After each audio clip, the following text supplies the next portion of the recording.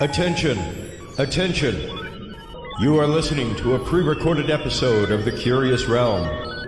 Curious Realm is busy traveling the vast void of time and space to find the best paradigm-changing content the universe has to offer.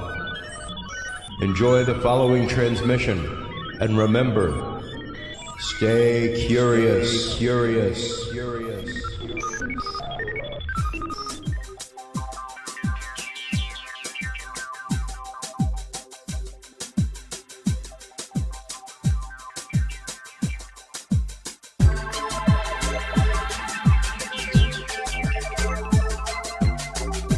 Coming to you from the City of the Weird. Exploring topics from the esoteric and unexplored to dimensions unknown. Shining a light of truth on the darkest corners of our reality. Welcome to the Curious Realm.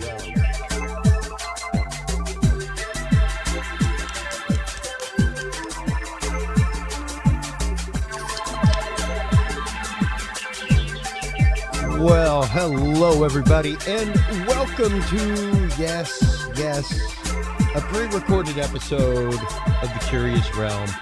I am once again on the road, but like I told you, I will be back still very soon with amazing guests. We always have great guests, whether we're on the road in a pre-recorded fashion like today, or whether we come to you live every week. We're always trying to bring great conversations to you about topics that most people tend to seem either very one-sided about or very uncomfortable talking about, which I am perfectly okay and comfortable with.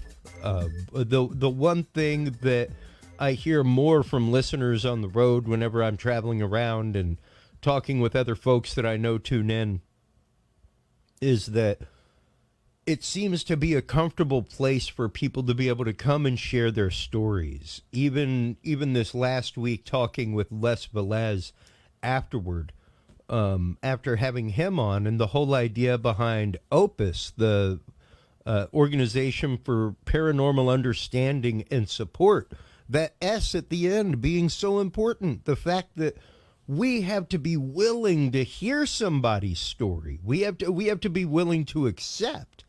Our guest tonight is Leslie Mitchell-Clarke in the first section. She is a hypnotherapist with Lightworks Hypnosis. We will be talking about her book, Intersections, A True Story of Extraterrestrial Contact. We will be talking about her work over the many years, not only as a hypnotherapist, but as somebody working with experiencers. Not just contactees, but abductees, even people who have had strange births, even people, and we'll be getting into the concept of the seeding and the idea of people who claim to have had alien births. So that's our first topic today, and then we'll have our second guest after the break. But of course, before we have our first topic, of course, there is the News of the Week. News of the Week is brought to you by our amazing Facebook group. Stop on by and join Curious Realm on Facebook. Close to 1,000 followers there in the group now, well over 5,000 followers on the page. Coming to you soon, we will be live at the Fouke Monster Festival. Fouke, very important pronunciation. Fouke, Arkansas. Our good friend Craig Woolheater is putting on the 2022 Fouke Monster Festival coming up June 18th. We will be broadcasting live. Cannot wait for that. Going to be super fun. We will also be coming to you live in July from the MUFON Symposium in Denver. A great video there from our guest Stephen Myers about possibilities of building of the Great Pyramid. Some fantastic news, leaked memo showing DHS preparing for violence after the recent abortion ruling, that coming out of Axios. Imagine that, overreaction in America. Ringling Circus is returning, but the lions, tigers, and Dumbo are not. which is a good thing. We should get back to the traditional clowning of clowning. ABC 7 Amarillo. Hey, Texans, prepare for that annual dust cloud. Yes, that's right. The Saharan dust cloud is headed for some parts of the U.S. this weekend, including Texas, Louisiana, all that good stuff. And apparently, out of CBSNews.com, the China Eastern jet that mysteriously crashed and was being investigated has apparently deliberately crashed into the mountainside, according to flight data on the flight recorder. That is just some of the news of the week coming to you via Facebook. Make sure to stop on by while you are there and check out Curious Realm, curiousrealm.com, as well as Amazon, where you can buy Intersections, a true story of extraterrestrial contact. Make sure to stop on by YouTube and follow Contact TV. That is the YouTube channel of our guest right now, Leslie Mitchell-Clarke. Welcome to the show, Leslie. How are you today? Oh, Chris, thank you so much for inviting me to join you and to discuss some of these, fascinating things that individuals have experienced since the dawn of time. So I'm very excited to chat with you. And also I'm very excited to be, broadcasting to Austin, Texas, which is one of my very favorite cities in the world, and also San Antonio. So there you go. Absolutely. Fabulous people. Nothing like the Texas Hill Country. Oh my gosh, the most warm-hearted, culturally fascinated. I mean, I know when there unfortunately are stereotypes, and when sometimes when people hear the word Texas, they cannot help but think of some of the more Wild West kind of aspects. Absolutely. But anyway, I'm just here don't to forget tell the barbecue, and you can think about us any way you like. Oh my God, the Texas barbecue. Don't miss the barbecue. And Texas barbecue sauce, which is special unto itself. It's not thick. It's got its own thing. And what's that cafeteria I use? Loops? What was that? There's a cafeteria. Lubies. Oh, good old Lubies. There are not too many Lubies around anymore. There's still a few stragglers, but I bet. Let's go ahead and get into your history real quick, Leslie. How is it that you came into the world of hypnotherapy to begin with? Because that is a pretty specified field, but not just hypnotherapy, but hypnotherapy with those who have had contact with other beings. Well, indeed. I mean, it was a bit of a circuitous path, but the first thing I will say that I've pretty much, despite my showbiz career, I've pretty much always been involved with mental health care in some capacity. And in fact, I put myself through university just by, working at the state mental hospital as a psychiatric aide, and then later as a psychiatric technician, which is kind of like a psychiatric nurse. So I have, and I'm so bloody old, Chris. I'm glad you've got the good shot of the prepared shot. But anyway, but I mean, it was so long ago that there were not even very many psychotropic drugs. They had not yet come out with Prozac. We had a couple things like Thorazine, and everybody was over medicated.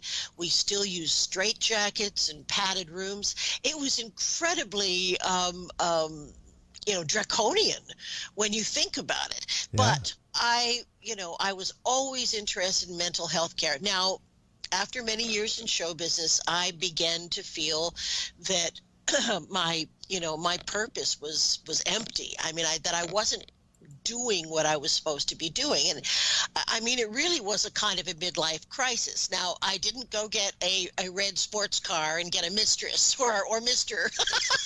or both. Right. I didn't do anything like that.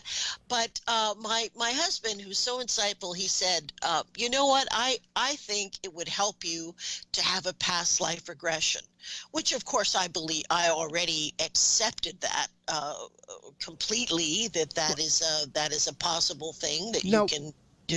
Why was it that you accepted that, if you don't mind me asking? I think my interest in metaphysics goes back almost to my earliest memories, and my grandmother was quite interested in metaphysics also, and I had read many, many books by that time from our great writers, Hans Holzer and Oh, wow. and all of the wonderful writers that have been exploring past lives and past life regression. So I was already into it. So I said, great. And I went and had this beautiful process. Now, although it was fascinating, the biggest thing that I took away from that afternoon was that I knew I could do that kind of work. I knew it.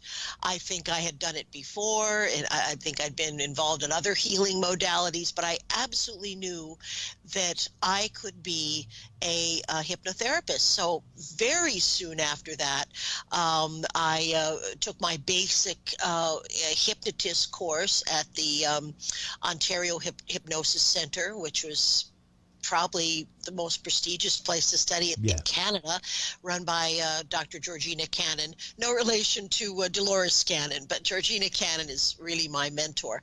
So as soon as I began practicing, I also took further studies in the areas of past life regression and interlife regression. And right after I was certified to do that kind of work, I began just getting people reaching out to me. And it was almost, I think it's, talk about the law of attraction. And at the time I was working in a very upscale clinic, and about once a month, someone would call in and say, well, I've got missing time, or I drove down a road, and I woke up 4 hours later, my shirt was on backwards. These kinds of things people would call in about once a month, and no one else, excuse me, in the practice would touch this with a 10-foot pole. Yeah. And it was my total fascination. So all of these dear souls began getting directed my way instead of being turned down with perhaps a mocking attitude. So I began seeing individuals, and one thing that I will say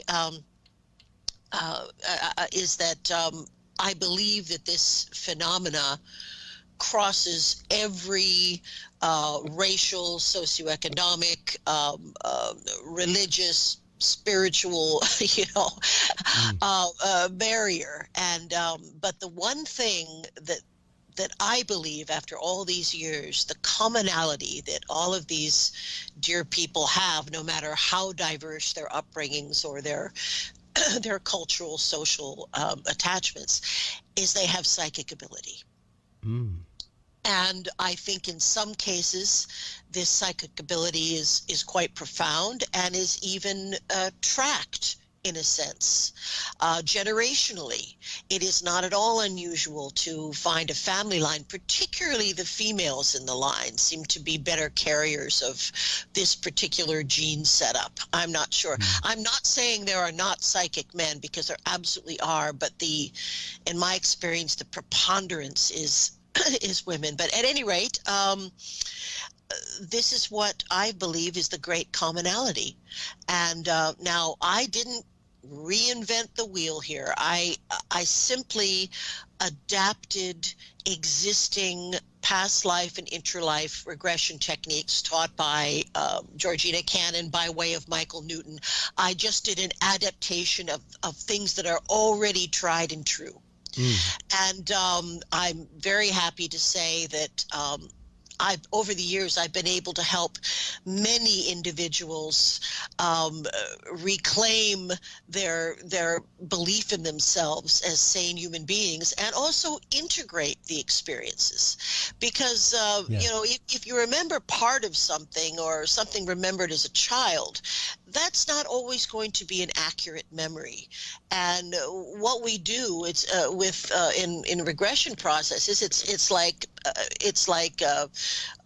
psychological sodium pentothal, really. Sure. Now, could somebody fool me? Maybe. have I been fooled? And I think I was fooled twice. But twice in all these years. That's more than honest. It's not too bad. Oh, yeah. I mean, there are people that are what we call test proof. They're able to fool psychiatrists into thinking that they have a normal psyche. I mean, Ted Bundy syndrome. Yeah, I was going to say, I mean, they're called sociopaths.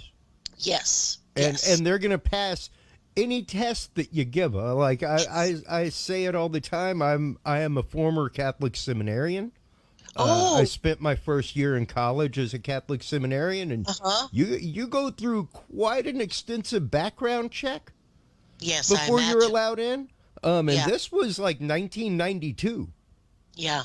When I entered 93, and 92 when I was going through the process, 93 when I went in. But yeah, there was a good 3 days of psychological examination. Like Minnesota multiphasical, all kinds of things. So, if you can pass that kind of stuff and still be you're a sociopath. Yes. Literally.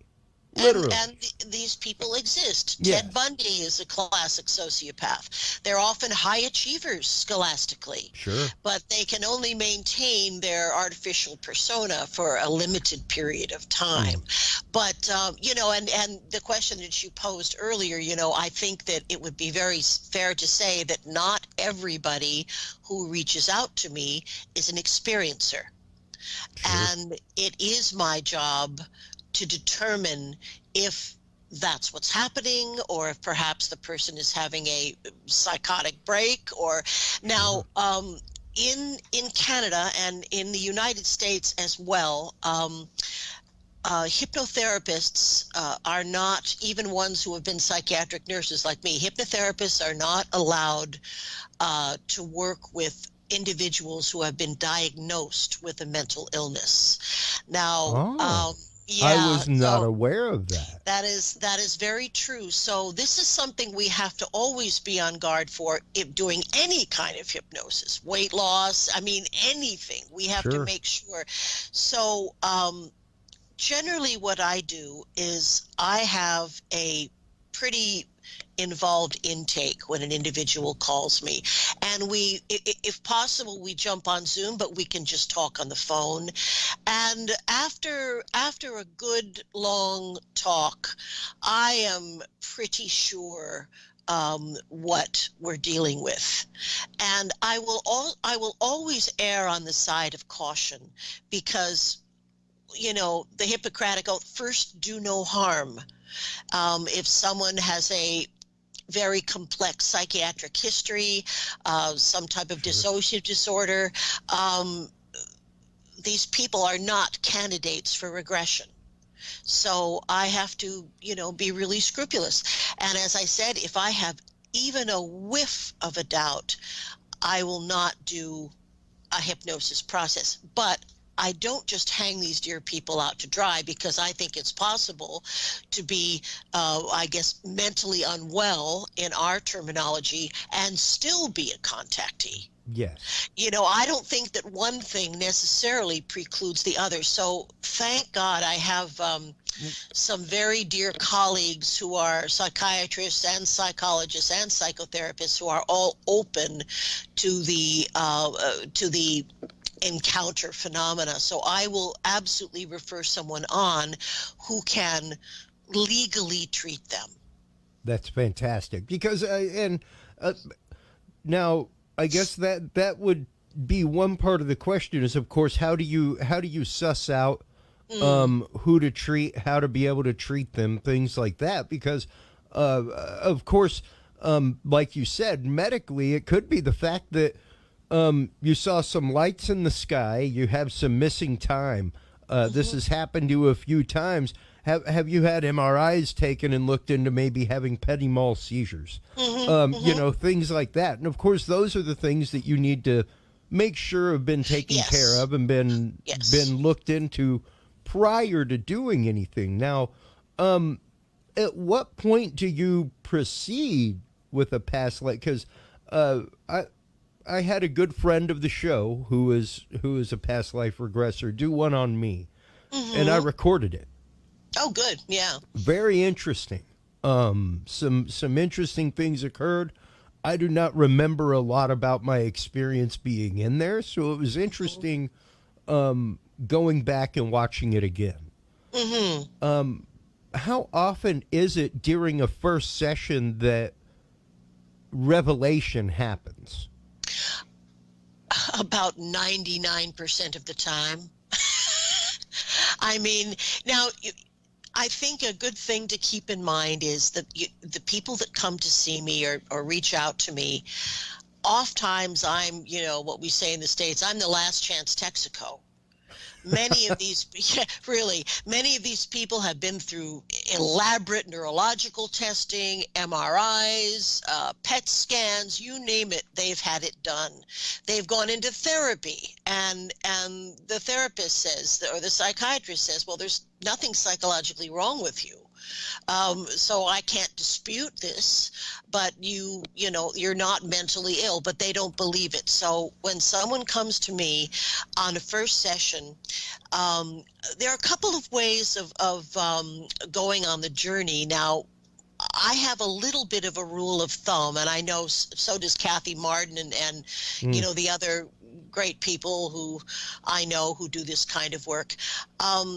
Unless someone has at least a partially recalled memory of it could be a physical or astral experience. It doesn't have to be in the third density, but as long as there's a partially recalled memory, that goes a long way with, having me work with them, because I really don't go farther unless someone has a series of incidents or at least one partially recalled memory. And so, boy, I forgot what I was going to tell you. I got going on the memory thing, and I sort of lost my own memory for a moment here.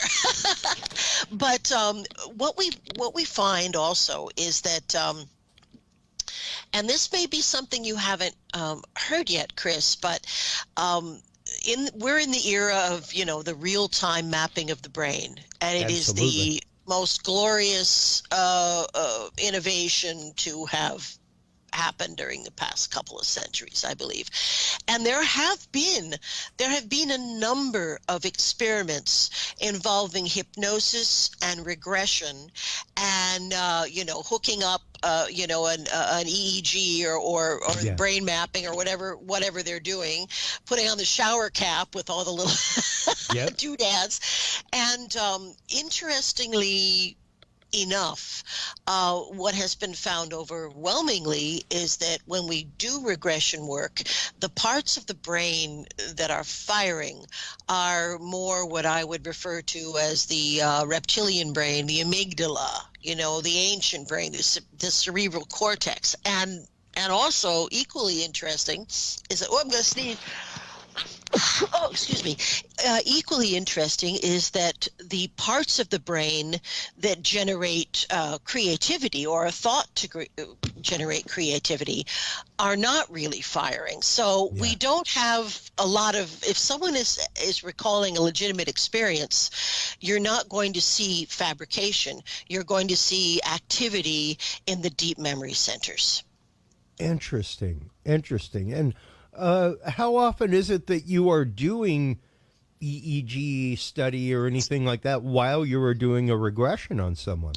Oh boy, no one has asked me. I would love to participate in something like that. I've done a couple of similar things involving a gal that had an implant removed and then studied. But that particular thing, working with the EEG, I would love to be one of those people chosen to induct the subject into deep trance. Well, so yeah, we should talk more, because I've got an EEG headband and I can actively record the screen of my EEG output. Wow. So yeah, we should definitely do a hypnotic regression and have that up on screen and All watch right. things dip and go places. Well, you must have been in the Franciscan order, were you? Was that? Did I guess that right? Diocesan. My goodness. Yeah. Okay. Out in the trenches fully. No kidding, man.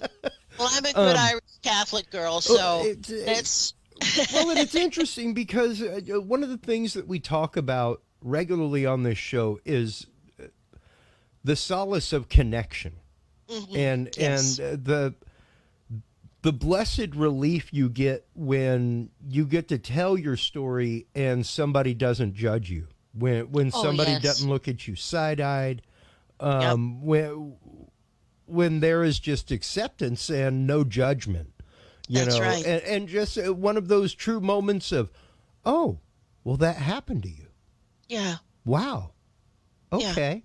I understand a little bit more about you now. And you Yeah. just leave it at that. Like, you don't have to Yeah. take the conversation further, people. No. And I think a lot of people are kind of scared of that, Mm-hmm. unfortunately.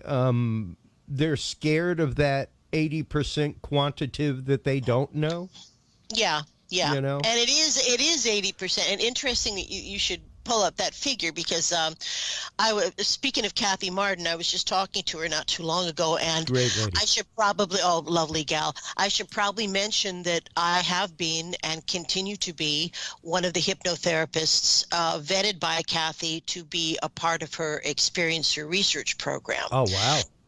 And for 10 years, I was referred an awful lot of people through MUFON, both MUFON US and MUFON Canada. There's not that many of us that do this work. Yeah. So, and I have worked a lot remotely too, obviously, especially in our COVID, as we passed through that very, very tough COVID time.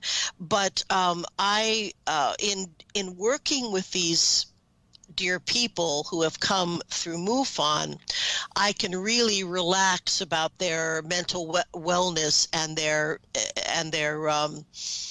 credibility because they've already been through a experience with a field investigator. Mm. Was asked, all those same kinds of questions. So it Yeah. was always a wonderful experience to work with these individuals who have come to me through MUFON. And also, I also was part of the Free Experiencers research program. That was Dr. Edgar Mitchell's organization. Oh, wow. It's now run by, I believe, Ray Hernandez, but I worked with them too. But what both MUFON and Free found out, and this is after 10 years of intensive studies, is that 10% of the people had spiritually euphoric, wonderful experiences with beings of love, or whatever that involved. It was magnificent. And what about the others? Well, another 10% reported, frightening experiences and, perhaps, having some genetic material taken or some of these things that happened until we got into the 90s. And 80, so as you said, 80% of the experiences are in fact benign. So they're interesting, but they are benign. No, there's nothing to be afraid of. Nobody gets hurt, and often in these experiences, some of the beings that we engage with are very capable of altering the timeline slightly. So that's why when people tell me that they were abducted as little tiny children, my first thought is, well, where are the parents? Where's your mother? Why are you running around by yourself in the backyard and then getting on a craft with this being that you know? Well, I think what happens is when the little children are taken, especially in the daytime, that they have experiences on board the craft, and then the timeline is slightly altered and they go right back to where they were. Yeah. And that may happen. That may happen a lot. Fiddling about with space-time and doing things at the speed of thought. I mean, forget the speed of light. Superluminal light is old news when you're talking about the speed of thought. So we are just, I believe, Chris, that we are just on the cusp of being accepted into a wonderful and diverse galactic family, intergalactic family. I really feel that, and I feel that the beings that are speaking through the people I work with or giving messages, the beings have become completely disgustipated with our governments, with all of them. I'm sure. The disclosure movement is really a grassroots movement, and nothing can stop the internet at this point. And that's how it's happening. Yeah. And you, Chris, and any of us that work in this area of people finding comfort and camaraderie, and we're the midwives of disclosure.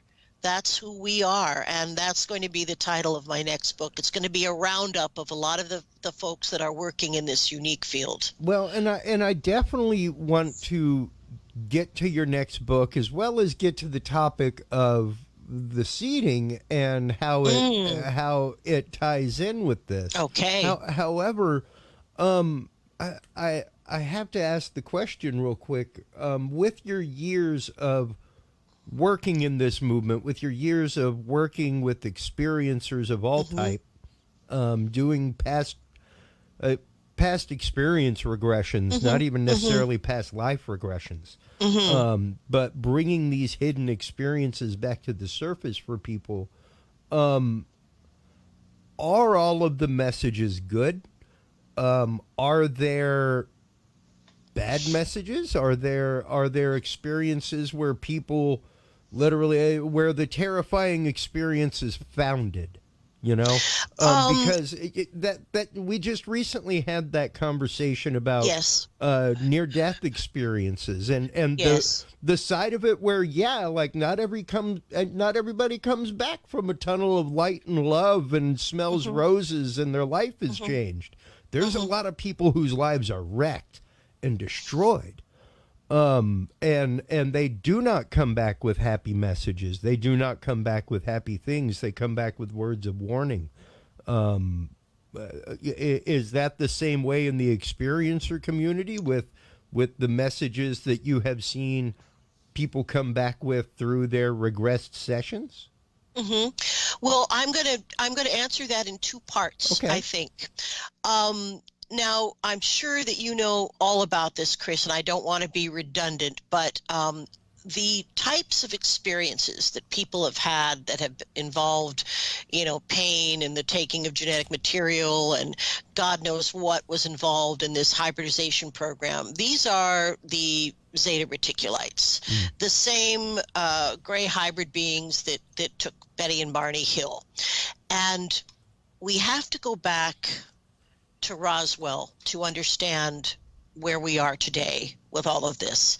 So I think it's important to remember that the Roswell crash was not a single crash. It was, I believe, 3 crashes, and there were beings that survived. I believe we brought down the craft with some type of sound weapon or something like that we were experimenting with at the time.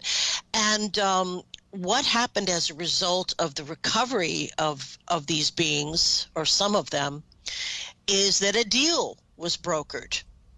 And this is right at the end of World War II.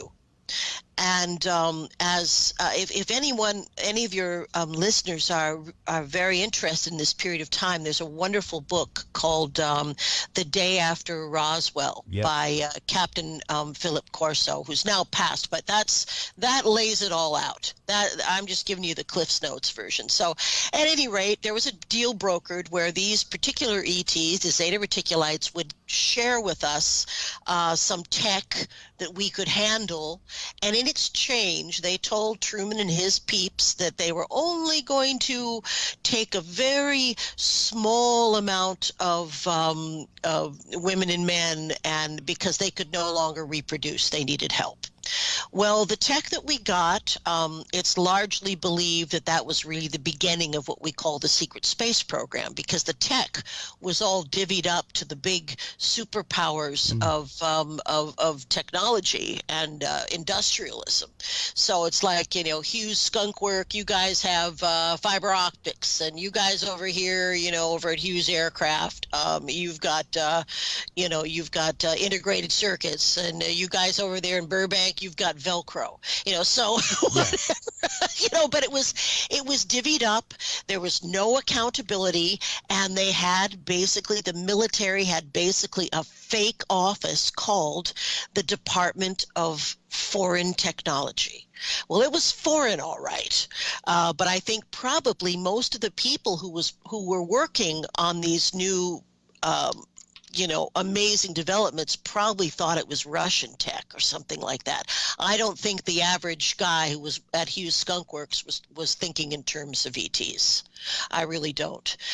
So not everybody who's been is guilty of pulling the wool, right? Yeah. So now this agreement, which involved some of the most terrifying things that I've ever heard, this kind of harvesting of human DNA and procreative material, this was a contract that had an end to it.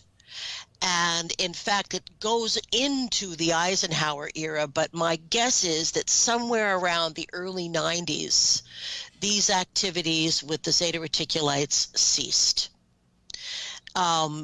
If someone is coming to me and recalls these type of experiences, it's usually from historically a rather early time in that person's life. So I don't see a whole lot of these really horrible, fearful, torturous things occurring much after the early 90s. Now, another point is that some of the worst things that I've ever heard happening to individuals have happened in what I would call collaborative programs that still exist between various ETs and various aspects of our military. But as far as messages that are coming through from the people that I mostly am working with, we've got to clean up our own mess. That's, it's really I know this isn't very flashy or exciting, but a huge amount of the issues that people are bringing through are ecological. And this is, we apparently, this is a trial. We have to get it together. We have to use 0-point energy. We have to stop using fossil fuels. Mother Nature is a kind of spirit that's been being violated, I think. And only when we are able to do a few simple things like love our neighbors, we love ourselves, sure, and clean up the toxicity of our world, only then will we be able to hold our scrawny little heads up and, interact with the Pleiadians and the Arcturians and all of the other amazing beings that have already passed and survived their technological test. I think it's something every culture goes through, Chris. I do. I think the internet and all these things are in a way like training wheels, because things do function almost at the speed of thought. Oh, absolutely. It's almost instantaneous. So I think that every evolved culture, that's why they have compassion for us.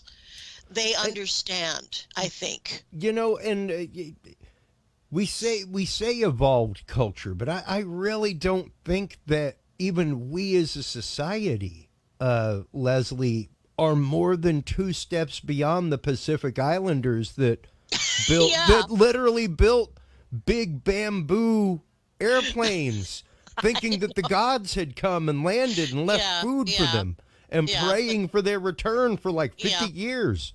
That's right. The cargo cult. We are only 2 steps beyond that.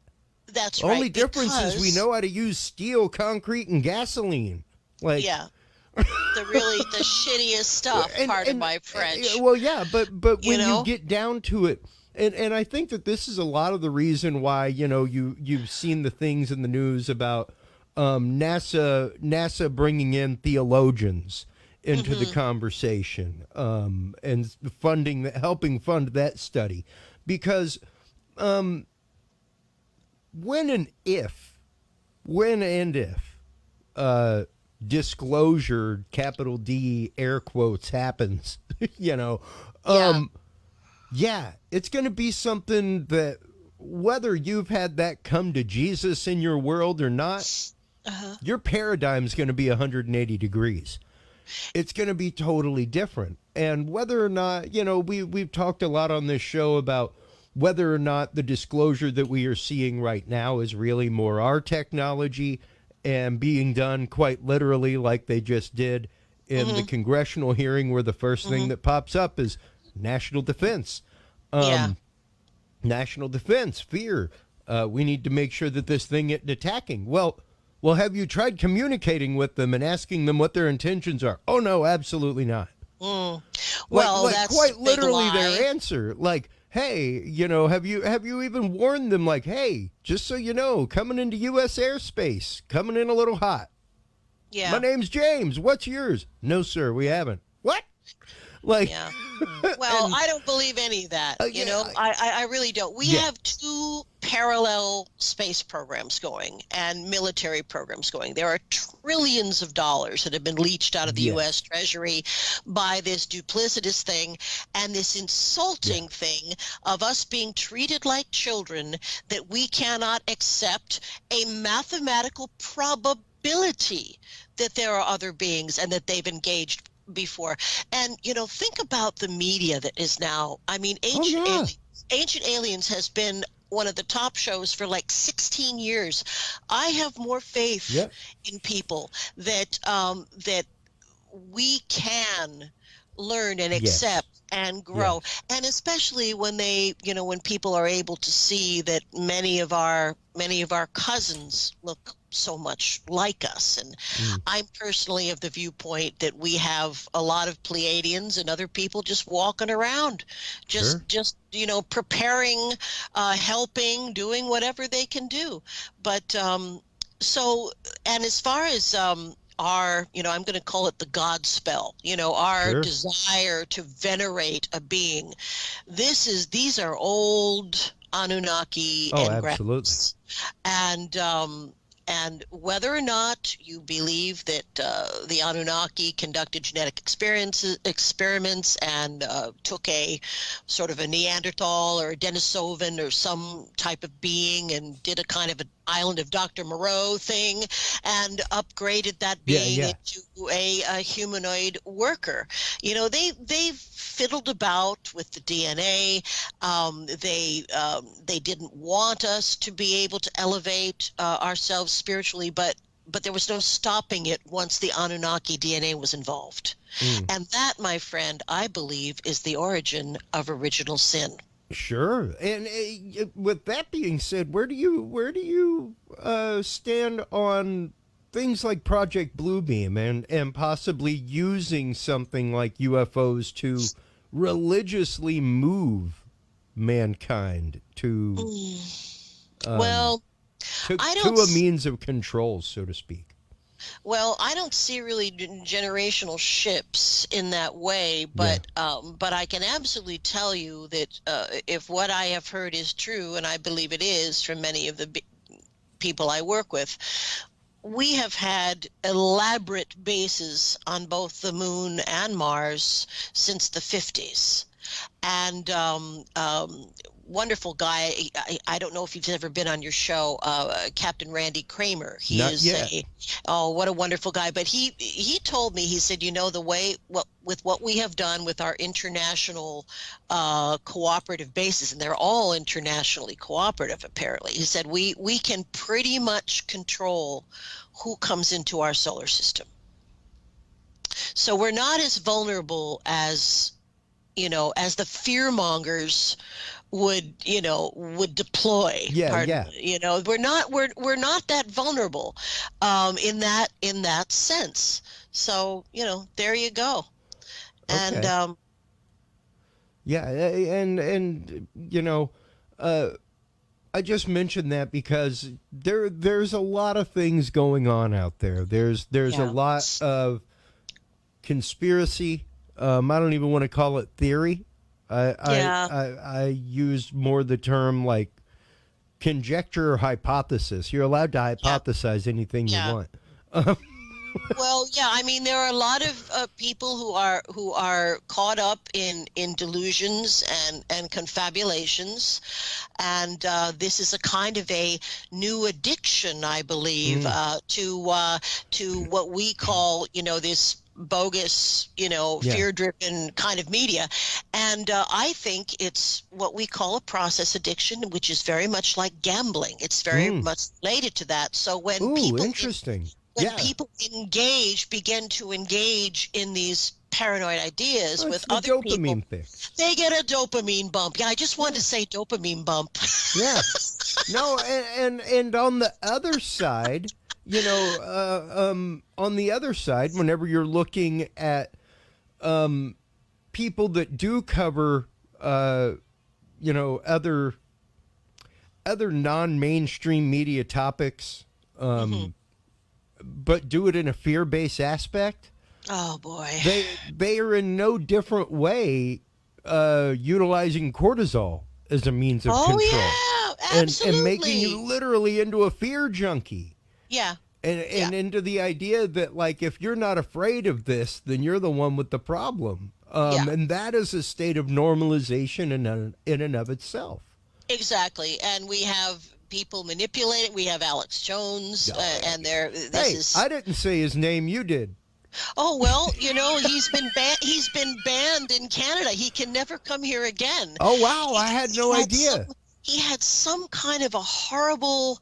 It was like a standoff at a Yeah. hotel near a border, Yeah. and they got rid of him. Now I was I was at a conference in Toronto years ago, and this was just after this horrible thing had happened. And so Alex Jones was zooming in, and just to be insulting us Canadians, he had a bogus like crown, like the Queen's crown on his Yeah. head, Yeah. floating on his head. Oh my God! So no, Yeah. One of my dirty secrets, Leslie, is that I was at one point an on-air producer for Alex. well, a gig is a gig. And hey, I tell people all You the time, know? if you get passionately involved in how you push buttons, you may not push buttons for Yeah. money that long. That's true. Well, that's a very good way to put it. But I also think his behavior has accelerated. Oh, absolutely. He used to be like a regular guy. I think I had him on my radio version Yeah. of radio. Yeah. He was not a nut job like now. It's It was definitely the American political situation that seemed to drive him into Yeah. the arms of these unbalanced people. well, You know? and truly the concept of the cult of personality and the fact of if you're wrong and you're wrong about a key point in your career and coming up, Uh-huh. that's a lot of matchsticks that might fall underneath that and up above it and around it and near it. No kidding. And we are I believe, I'm here to help elevate people's Same. consciousness for Same. them to understand who they are. And I don't care if I mean, I've had some spiritual experiences at Mass. I don't care where Yeah. you do it or how you do it. You can have a spiritual experience and connect to these really wonderful energies Yeah. anytime that you wish to, if you just give yourself a moment of peace. Yeah. Just a moment of peace. We have really lost that in our society. So we have to, we're talking about balancing. We have to balance out a lot of things. Yep. Our propensity for violence, which I believe comes right from the Anunnaki. Our lust and our greed for gold. And not just physical gold, but gold as it's represented in any kind of greed. So we've got greed, we've got great imbalance of power between male and female energies, and I'm just going to say it that way because That's the kind way to say it. That's we have that's the hearted way to say it. and this is what and unfortunately I think, Chris, our peeps, the early the early things that happened there at the Council of Nicaea, that really determined the misogynistic root Oh, absolutely. of the Christian church, and so it's going to take us. I have a lot of faith in this new pope, though. I really like him. He's I he's got some good things going, most definitely. He does. It has been really interesting to see a couple of the things that he's put out, and come out and said that are quite literally the biggest heart we've had in a long, long time up there. No kidding. So. And he also said very clearly that life on other planets in the universe or the galaxy does not diminish, Yep. God or does not subtract from faith, does not compete with not any in any articles or pillars of faith. Yep. Nothing. So that's right. Yeah, and it has been really interesting to, at the same time, because we have Archbishop James Cloud on regularly, who is an exorcist. And it has been really interesting as somebody who, and I will admit, I am not the practicing Catholic that I once was. I go to church when I feel called to go to church. I talk to my God every day, in the way that I do. And it has been interesting from the outside to see the Catholic Church at the same time coming out, like you said, with the announcement of astronomically, if there is anything out there, it does not interfere with the Articles of Faith, and at the same time bolstering the College of Exorcism and bringing more priests back to the College of Exorcism and opening that door and bringing back that teaching. Where there are people that need that kind of metaphysical help. Now, as above, so below. There are levels below our third density, and beings are always, trying to slip up and, and influence and such. So yes, I agree with that. Now, also, I think. Now, you probably know about this. This is an old archaeological story, but not too long ago, they were doing some rather extensive remodeling at the Vatican and discovered a number. The number 8 stands out in my mind, but they discovered a number of bodies, if you will, that were absolutely not human. They were more like the Zetas. They had enlarged heads. And this came out for a minute, and then the story disappeared, and I never heard anything about it again. But I am of the, belief system that the Vatican actually knows a lot more about everything than they have ever admitted. And they may even house, aspects of the Great Library of Alexandria that who knows what they've got there. Yeah. But I think the belief in beings, extraterrestrial beings, has been something that they have had knowledge of. Yeah. I would definitely say that if anything, knowledge of ancient contact, knowledge of the stories that happened colloquially that were gathered by monks, things like that, because I think so many people forget, A, history is written by the victors, and B, history is written by those that can read and write. Yes, that's true. The literacy curve is there whether we like it or not. And the literacy curve was there for a hot lick minute, Leslie, where literally, like, Beowulf, does Beowulf survive the way Beowulf actually was? Because the Vikings didn't write it down. No. It was written down by Catholic monks. Yeah. And somewhat adapted. So how true is the story of Beowulf? It's not like going to the Nez Perce Indians or going to the Cherokee or the Navajo, where they have just about an unbroken lineage. Yeah. With their stories and with their tradition. Now, with all that being said, before we let you go, how do you learn to tell the difference between somebody of disturbed mind? Because of course, when you're going through, let's say it's over there somewhere. There it is, the rite of exorcism. When you're going through that, it actively gives you signs, things to look for. Mm-hmm. Even as much as The Exorcist. Like, it even Mm-hmm. goes into what The Exorcist needs to be like. And if he's Mm-hmm. not like this, you need to find somebody else, Bishop. Um, Yeah. and what are those commonalities that you see between those that might be mentally disturbed, might, like we were saying, have Mm-hmm. physical maladies that cause the same symptomology, and Mm-hmm. those who are of actual experience?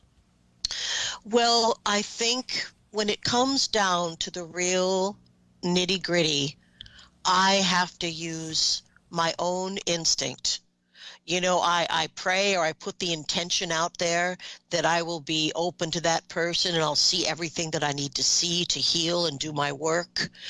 And most of the time, there are never any problems whatsoever. The people who primarily come to me for this type of work, as well as for past life and interlife regressions, are usually highly functional people in professions that I have. Doctors, I have, people would be surprised, I have a judge, I have attorneys, a lot of school teachers. People would be actually amazed if they could see, they have an idea of, an experiencer being some old guy down there in Arkansas with like one tooth. It's in my experience, it's very rarely like that if the experiences are legitimate. Wow.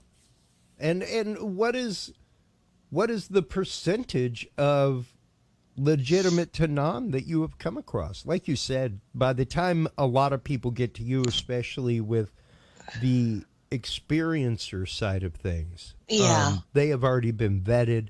They've already gone through plenty of psychological testing, Yes. things like that. But even then, what is the greater percentage of true experiencer that you come across? By the time that I work with someone, I have been so thorough, Chris. I've taken medical history. I know what medications this person is taking. I mean, I really am thorough. So by the time I've had a good intake talk and they are in, I won't let them come to my office until we do that. But again, a lot of the time I will treat people on Zoom these days because of the time-space continuum issue. Yeah. But by the time we get to the point of actually going into the regression, I am pretty darn sure that this person is an excellent candidate. They have insomnia. They have, partial memories. They have, frightening things from being a kid. They have missing time. Sometimes they don't remember whole chunks of their childhood. Wow. So many of the incidents happen close together. But I would like to go out on a note saying I do not believe that there is any memory block, either generated by our own secret military operations or put in place by ETs. It's just a question of using the right techniques. Nothing is lost.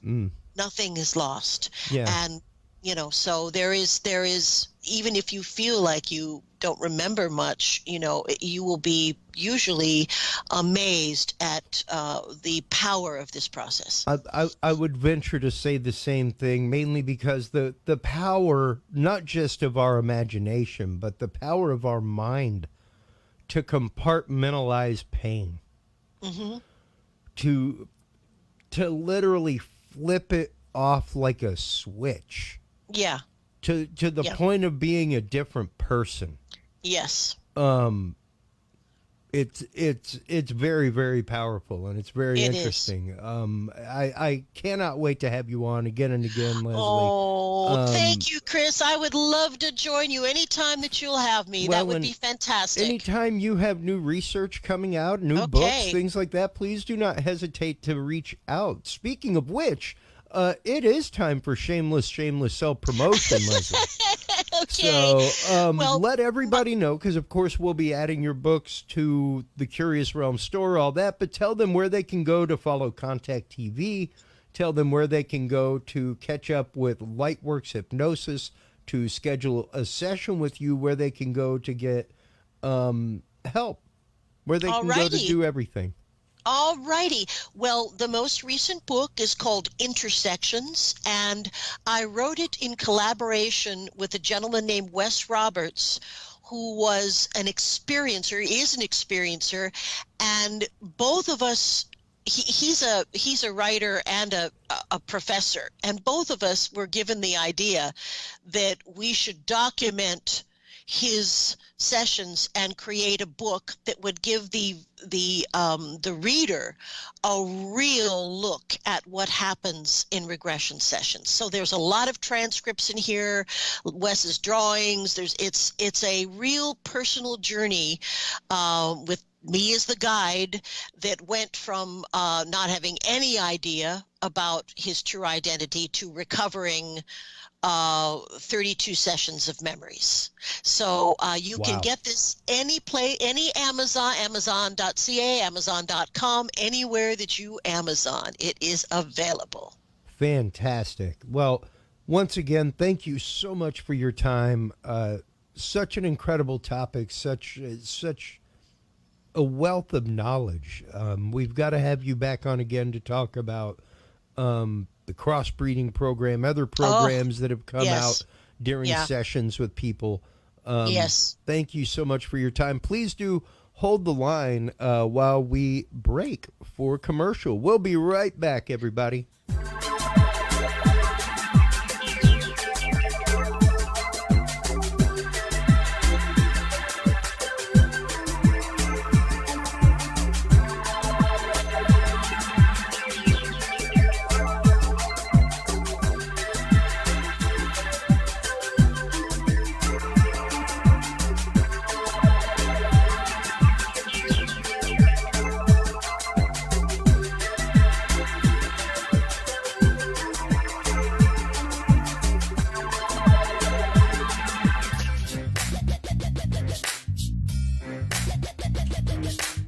With the rise in attention to the health benefits of cannabis and cannabinoids, including CBD, True Hemp Science has become one of the premier providers of full-spectrum CBD and CBD-related products.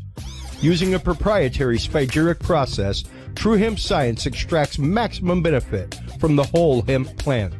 Buds, leaves, stems, seeds, even roots. Every part of the plant is used and then reused to formulate a rich, complex profile of CBD, CBD derivatives, and terpenes guaranteed to provide the relief and benefits you need daily.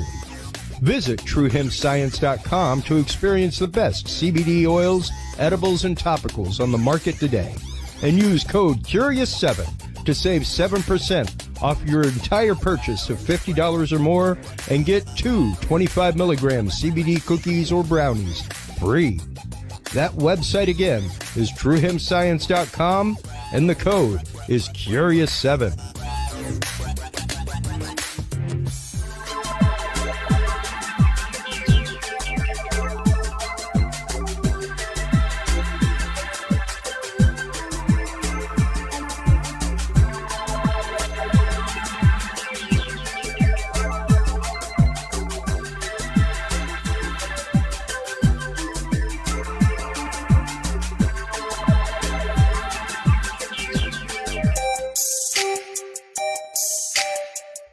Have you considered starting a podcast?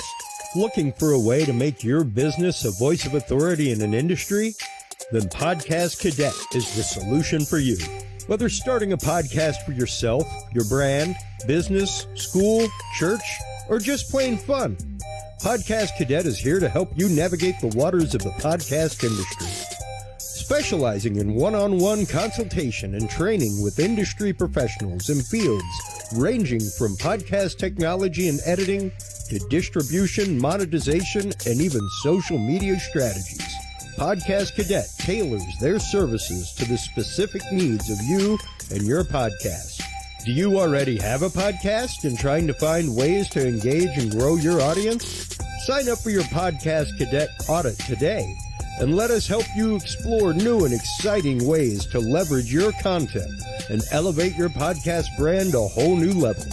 From consultational workshops to affordable podcast production and maintenance packages, Podcast Cadet is your one-stop shop for everything podcast related on the internet. Visit podcastcadet.com today to sign up for your consultation or training and use code CURIOUS20 to save 20% off your entire purchase. That website again is podcastcadet.com.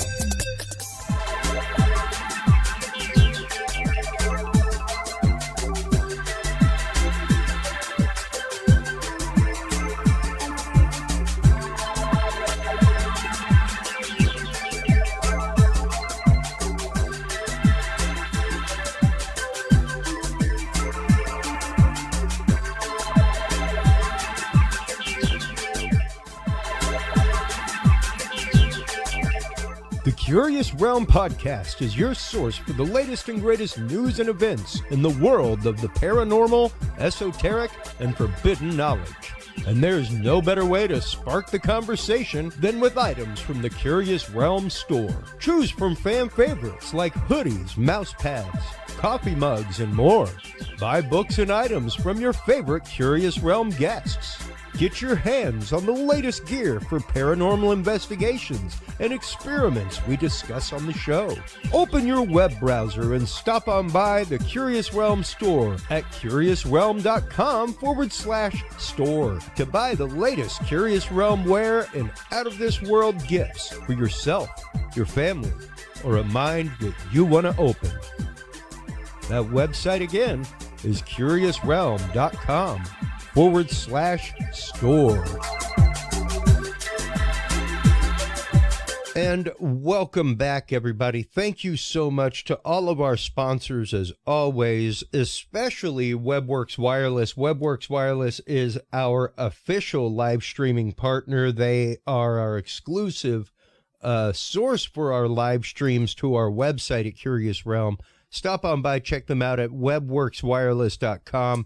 They are your home of no data limits and no throttling. If you're looking for high-speed internet for your whole family, anywhere that you get AT&T signal, stop on by, check them out. I'm here to tell you, I have yet to be throttled, and I put up a smooth 20 gigs of content a month.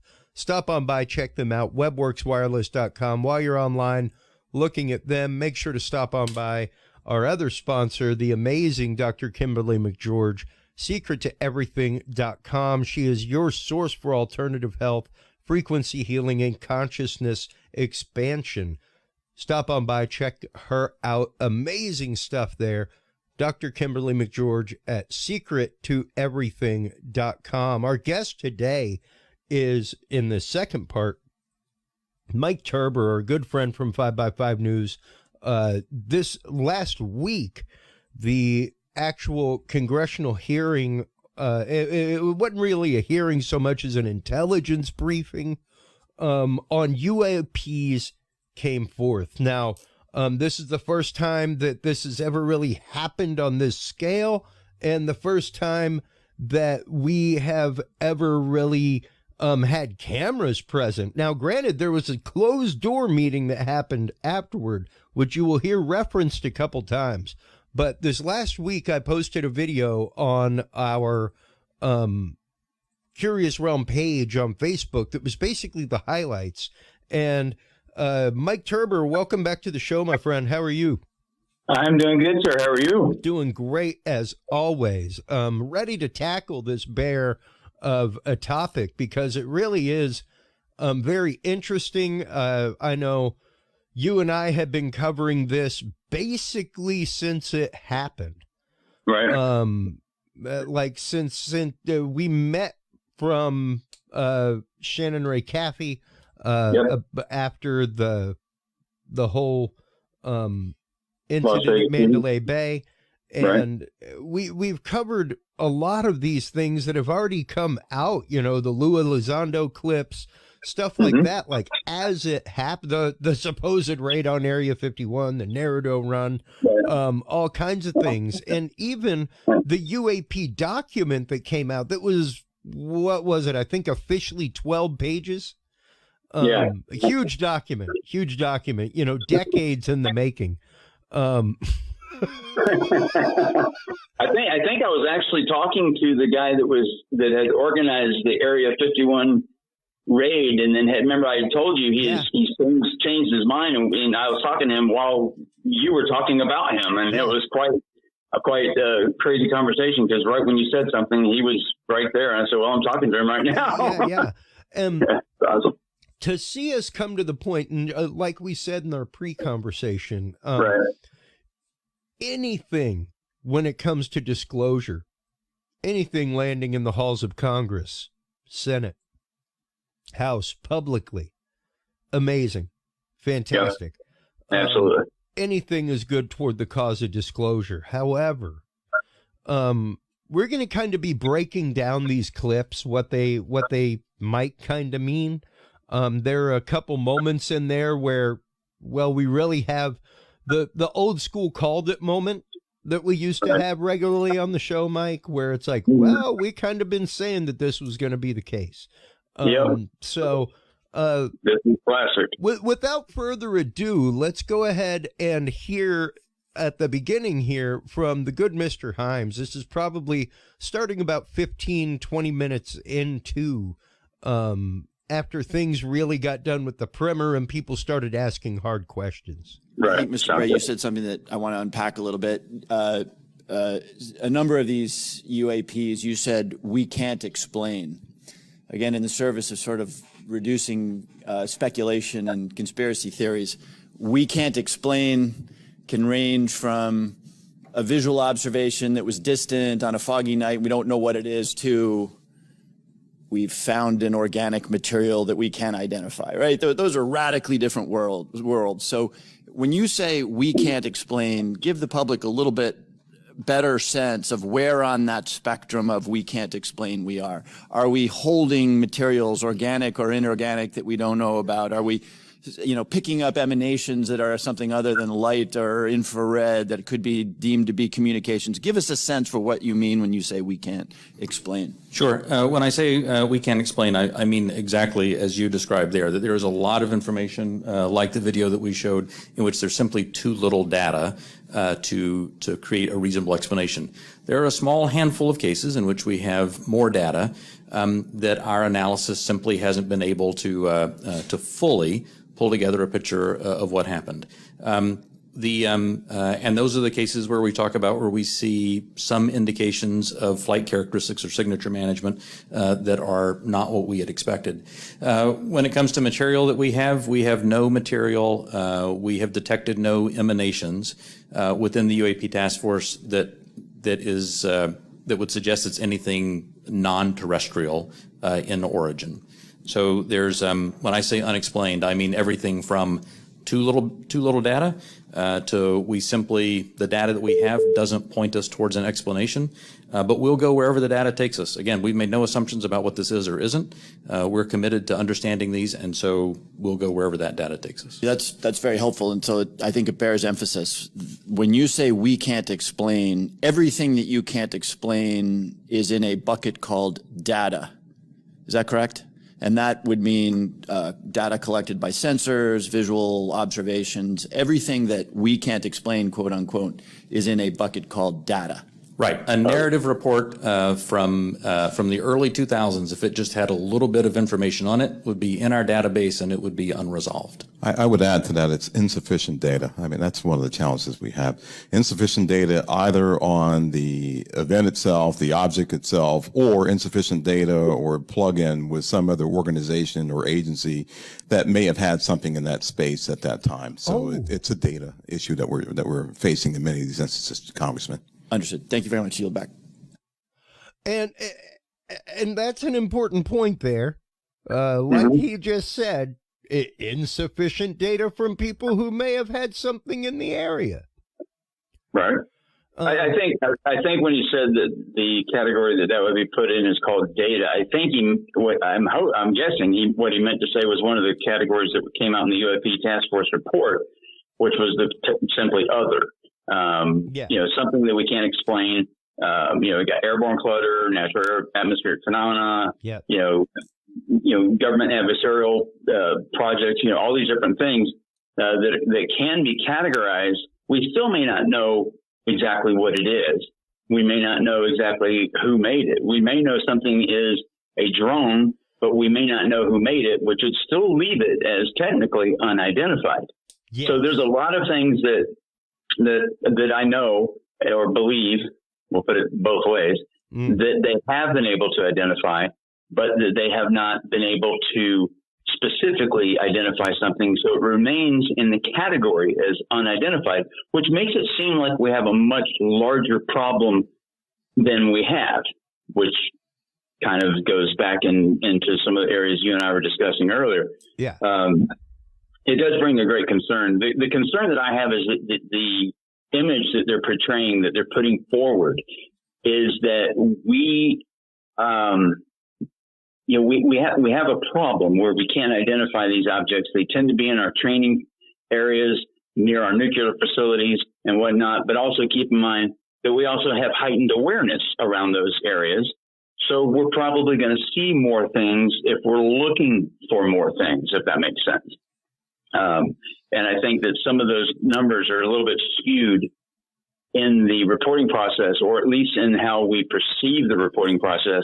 That these objects tend to hang around our nuclear facilities. They tend to hang around our nuclear, carrier groups and stuff like this. That was a topic brought up, if I'm not mistaken. That is the next question brought up in my clip. Oh, okay. But in addition to that, later on in the inquiry was brought up the fact of, and one of the interesting things that he mentioned here was known flight characteristics, known signature manipulation. Right. Was mentioned. Mm-hmm. So we know not only our known means of signature manipulation, but known means of signature manipulation used by the enemy. And we'll get into communication and enemy and things like that here in just a minute. But let's hear what they did have to say about that. I'm all ears. It's also been reported that there have been UAP observed and interacting with and flying over sensitive military facilities, particularly, and not just ranges, but some facilities housing our strategic nuclear forces. One such incident allegedly occurred at Malmstrom Air Force Base, in which 10 of our nuclear ICBMs were rendered inoperable. At the same time, a glowing red orb was observed overhead. I'm not commenting on the accuracy of this. I'm simply asking you whether you're aware of it and whether you have any comment on the accuracy of that report. Let me pass that to Mr. Bray. You've been looking at UAPs over the last 3 years. That data is not within the holdings of the UAP task force. Okay, but are you aware of the report, or that the data exists somewhere? I have heard stories. I have not seen the official data on that. So you've just seen informal stories, no official assessment that you've done or exists within DoD that you're aware of regarding the Malmstrom incident? All I can speak to is what's within my cognizance of the UAP task force, and we have not looked at that incident. Well, I would say, it's a pretty high-profile incident. I don't claim to be an expert on this, but that's out there in the ether. You're the guys investigating it. I mean, who else is doing it? If something was officially brought to our attention, we would look at it. There are many things that are out there in the ether that aren't officially brought to our attention. So how would it have to be officially brought to your attention? I'm bringing it to your attention. Sure, this is pretty official. So we'll go back and take a look at it, but generally there is some authoritative figure that says there is an incident that occurred. We'd like you to look at this. But in terms of just tracking what may be in the media that says that something occurred at this time, at this place, there are probably a lot of leads that we would have to follow up on. I don't think we are resourced to do that right now. Well, I don't claim to be an authoritative figure, but for what it's worth, I would like you to look into it. And if for no other reason, you could dismiss it and say this is not worth wasting resources on. And then finally, are you aware of a document that appeared around 2019, sometimes called the Admiral Wilson Memo or EW Notes Memo? I am not. You're not. I'm not. Oh, man. Okay. This is a document in which, again, I'm not commenting on the veracity. I was hoping you would help me with that, in which a former head of DIA claims to have had a conversation with the Dr. Eric Wilson and claims to have sort of been made aware of certain contractors or DoD programs that he tried to get fuller access to and was denied access to. So you're not aware of that? I'm not aware, Congressman. In my 10 seconds remaining, then, I guess I just would ask, Mr. Chairman, unanimous consent to enter that memo into the record. Without objection. Thank you, Mr. Chairman. Appreciate it. Once again, like, called the task on Malmstrom.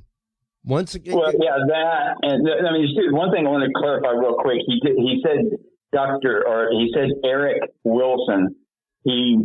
Obviously, he either misspoke or he didn't even know. He's referring to the supposed meeting that Eric Davis had with Admiral Wilson. So it's Dr. Eric Davis, who is my Dunning-Kruger teacher, and Admiral Wilson.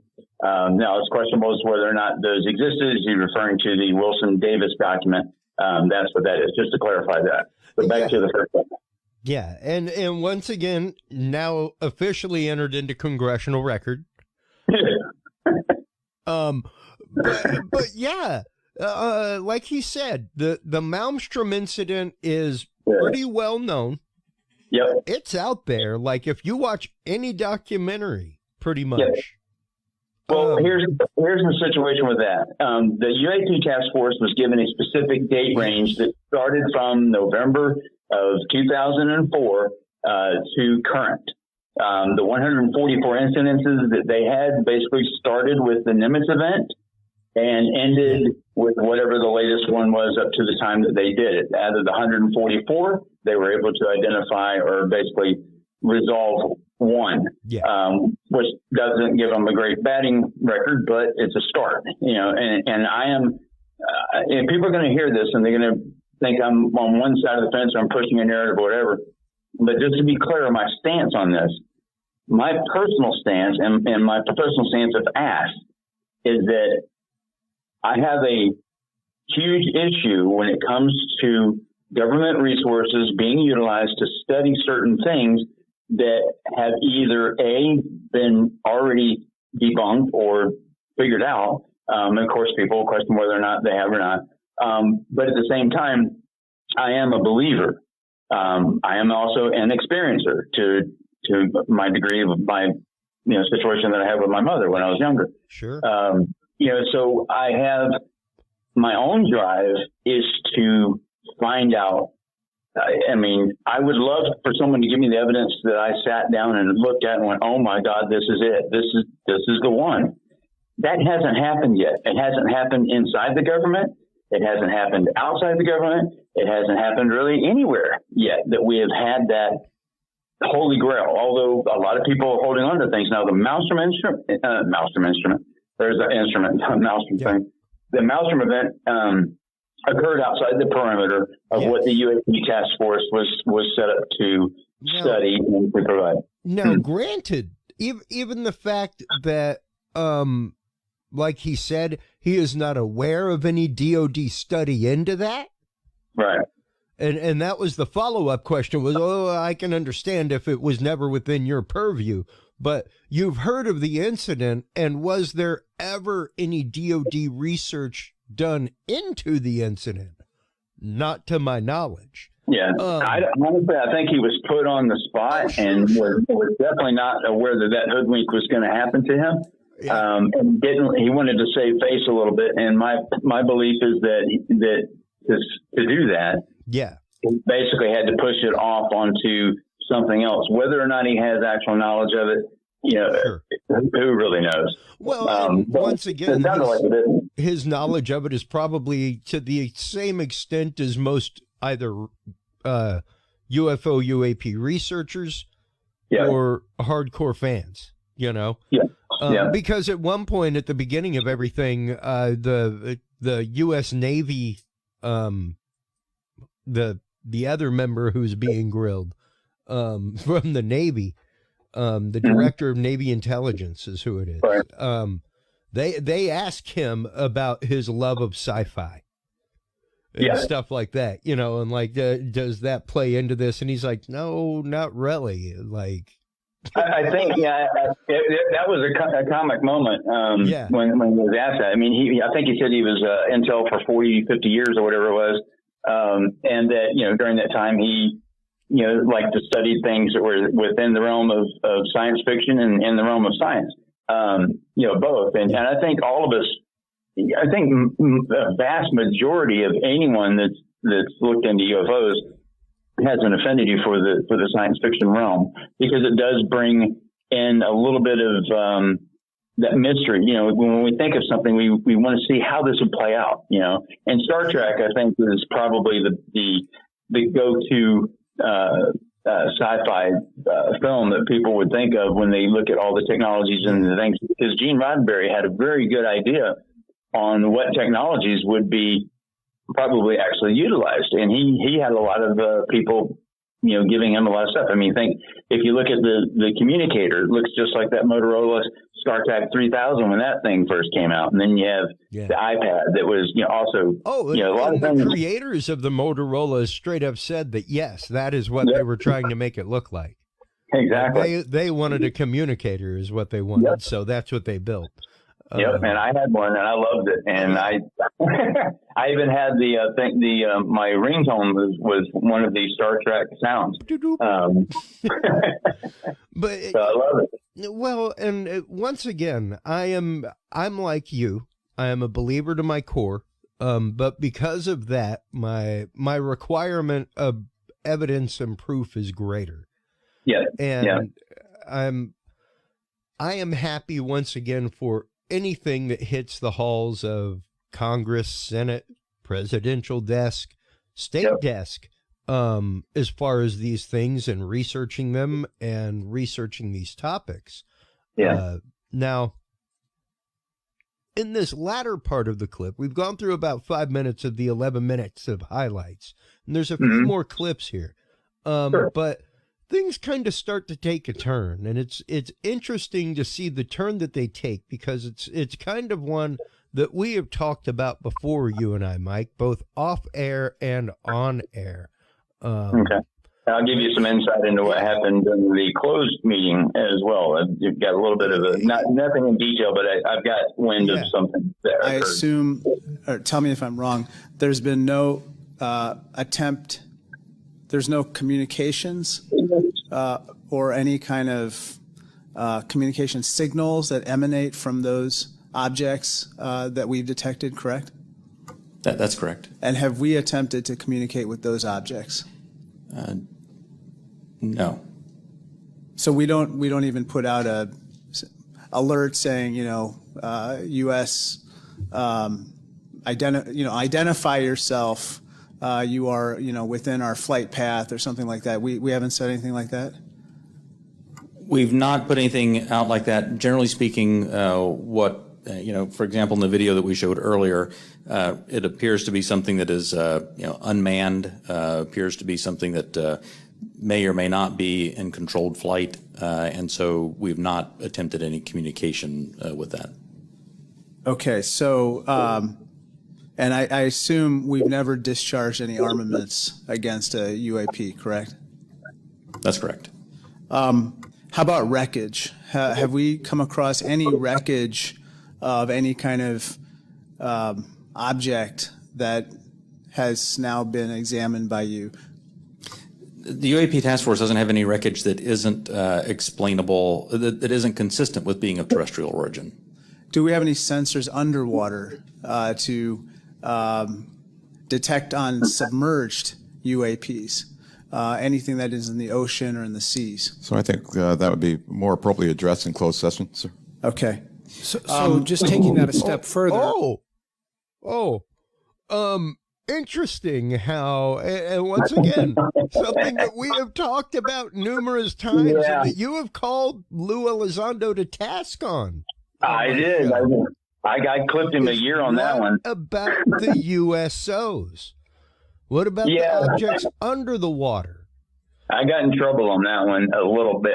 And back in January of, God, what was it? I had told you. That was their first moment during the hearing, and probably about 35, 40 minutes into the hearing, where they first mentioned, we're going to be having a closed door meeting in a minute. That's probably best saved for that. Mm-hmm. Let's talk about that without the cameras. Yeah, they were going to discuss the U.S. sonar net capability of what we're able to track and things like that. this goes back. Remember when Lou Elizondo about a year ago revealed that there was a object that had been tracked underwater at 500 and some odd miles an hour?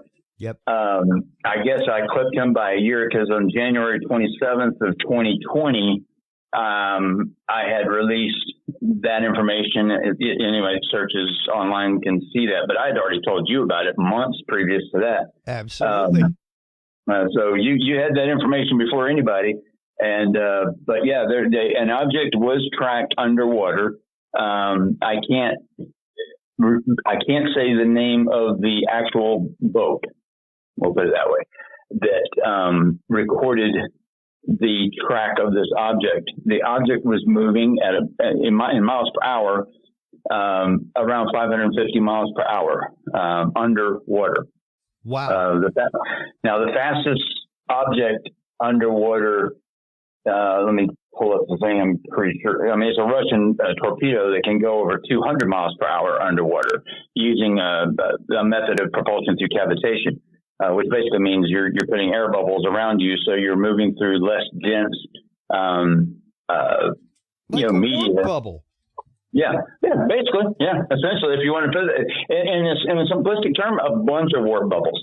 Imagine going through, imagine swimming, or just like the Bermuda Triangle, when they talked about a lot of the ships that were disappearing and sinking, and they talked about the water was frothy and what have you. They later found out that there's a large methane deposit underneath. Yep. And that if you put it in, they did it, I remember on the Mythbusters, where they put a bunch of bubbles underneath that one boat, and it sure enough sank just with the bubbles coming up underneath it. Yeah. So, and I mean, that's just sheer water tension. Once you break the surface tension of the water enough, nothing will float there. Exactly. Yeah. So you have that happening. So as far as the Russian torpedo uses a solid fuel. Its highest speed is measured at somewhere around 50 or so knots. Its maximum speed is over 200 knots, which is about 230 miles per hour or so. Yeah. So you're looking at that being the fastest object underwater to date. So by them talking about the United States sonar net. Now, each object underwater has a signature. Actually, let me think if I can say it this way. I'm trying to think of the way to say it. Say it whichever way doesn't get you in trouble by having read-on capabilities. Exactly. That's the way I recommend you say it. This is where a lot of people go off on this. The tater. The question's whether or not you're going to peel the tater, Mike. Oh my God, I feel like Mr. Potato Head. You got to peel my head to see what the hell's in there. The object had a signature that was unknown. So each object that's tracked underwater is categorized and given an identifier, and it could be. We can tell which submarine of foreign adversary or even our own boats as to which boat it is based on its sound signature underwater. Yeah. That's the job of a sonar and radio operator in a submarine, is literally to know those different pings and what they are by the size on the readout in front of them. And a really good one would be a person who can recognize some of those just by remembering that, that's this and this is whatever. But the computers do a lot of that work now. And but this particular object did not have any of that. Now, so I'm not, keep in mind, I'm a debunker to a degree, but a debunker doesn't necessarily mean someone that denies that these things exist or that aliens may be visiting us. It's someone that wants to make damn sure that if it is one, that it's legitimately that object.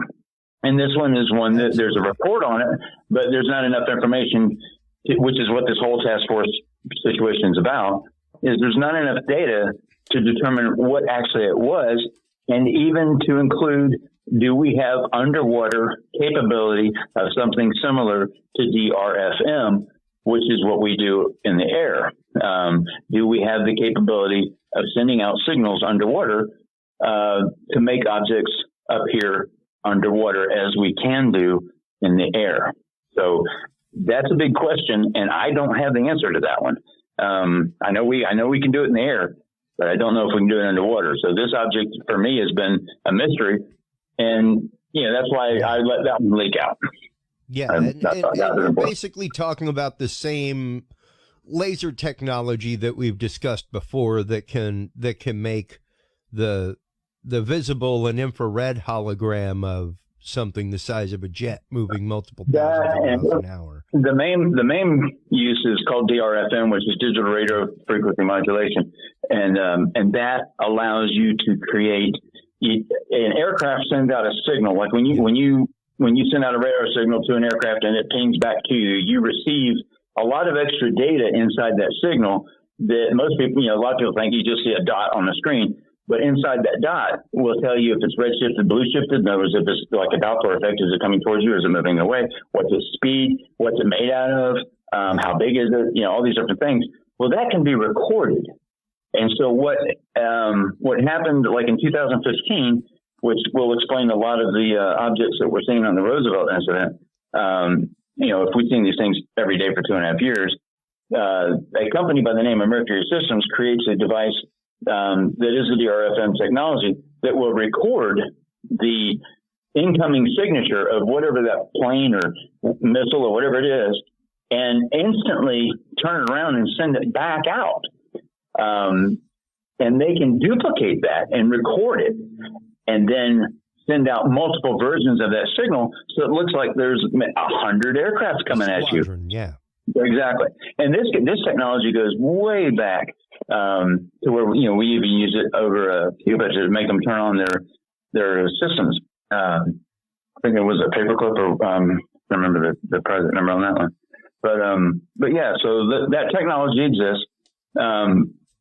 And you have to wonder, is that some of what we're seeing now? I mean, are we using it on ourselves? Like I surmise that obviously a lot of the 2015 incidents with Roosevelt, well, a lot of that happened to be DRFM because they even saw the only object that Ryan Graves said that they saw with their own eyes was a cube in the sphere. Well, the classic description of a reflector in the side of a balloon. So, and that's partly used by that. But anyway, let's go back to the UAP hearings here. Yeah. Let's check out this next part. So that misinformation, false narratives, manufactured. So what are the consequences? Are there legal consequences? Are there examples that you can give us where people have been held accountable by this misinformation or disinformation? I can't give you, any examples where somebody's been legally held liable for putting something out there, but well, I guess what's the deterrent from people engaging in this activity? I don't know. I don't have that answer. That's something that, welcome the dialogue with Congress to talk about that with the members who, help legislate those laws to say what should be the legal ramifications that we could use to potentially hold individuals accountable, whether it be citizens or information that might be injected into our media by other forces or countries. It's important that we, as a part of this. So we got to make sure that we got. I don't really know. I mean, I guess there's really nothing to be done about. I don't know who he's talking about. Never mind the actual funded office of anti-propaganda propaganda. That was funded in 2016 on the way out the door. What do we do with people that fill out these DD 1910 forms and basically check out videos to themselves and then quit? And then quit and maintain their security clearances despite sharing videos that are cleared for departmental declassification, but not for media declassification. Exactly. So. And then managed to get a board membership on the next people who are studying metamaterials from SAME. Imagine that. And maintain your clearance. That's he's been on the hot seat here lately. I don't know. Mind-numbing. And, not saying it's beyond the government I'm sure it's well within the government, actually. Sounds pretty standard operating procedure, but, you were who we had on because it was just before the Narado run when conspiracy theory became a watchword. And when it became an actual like algorithmed word, and when we started using the term conspiracy hypothesis, because by all scientific method you are allowed to hypothesize anything. Right.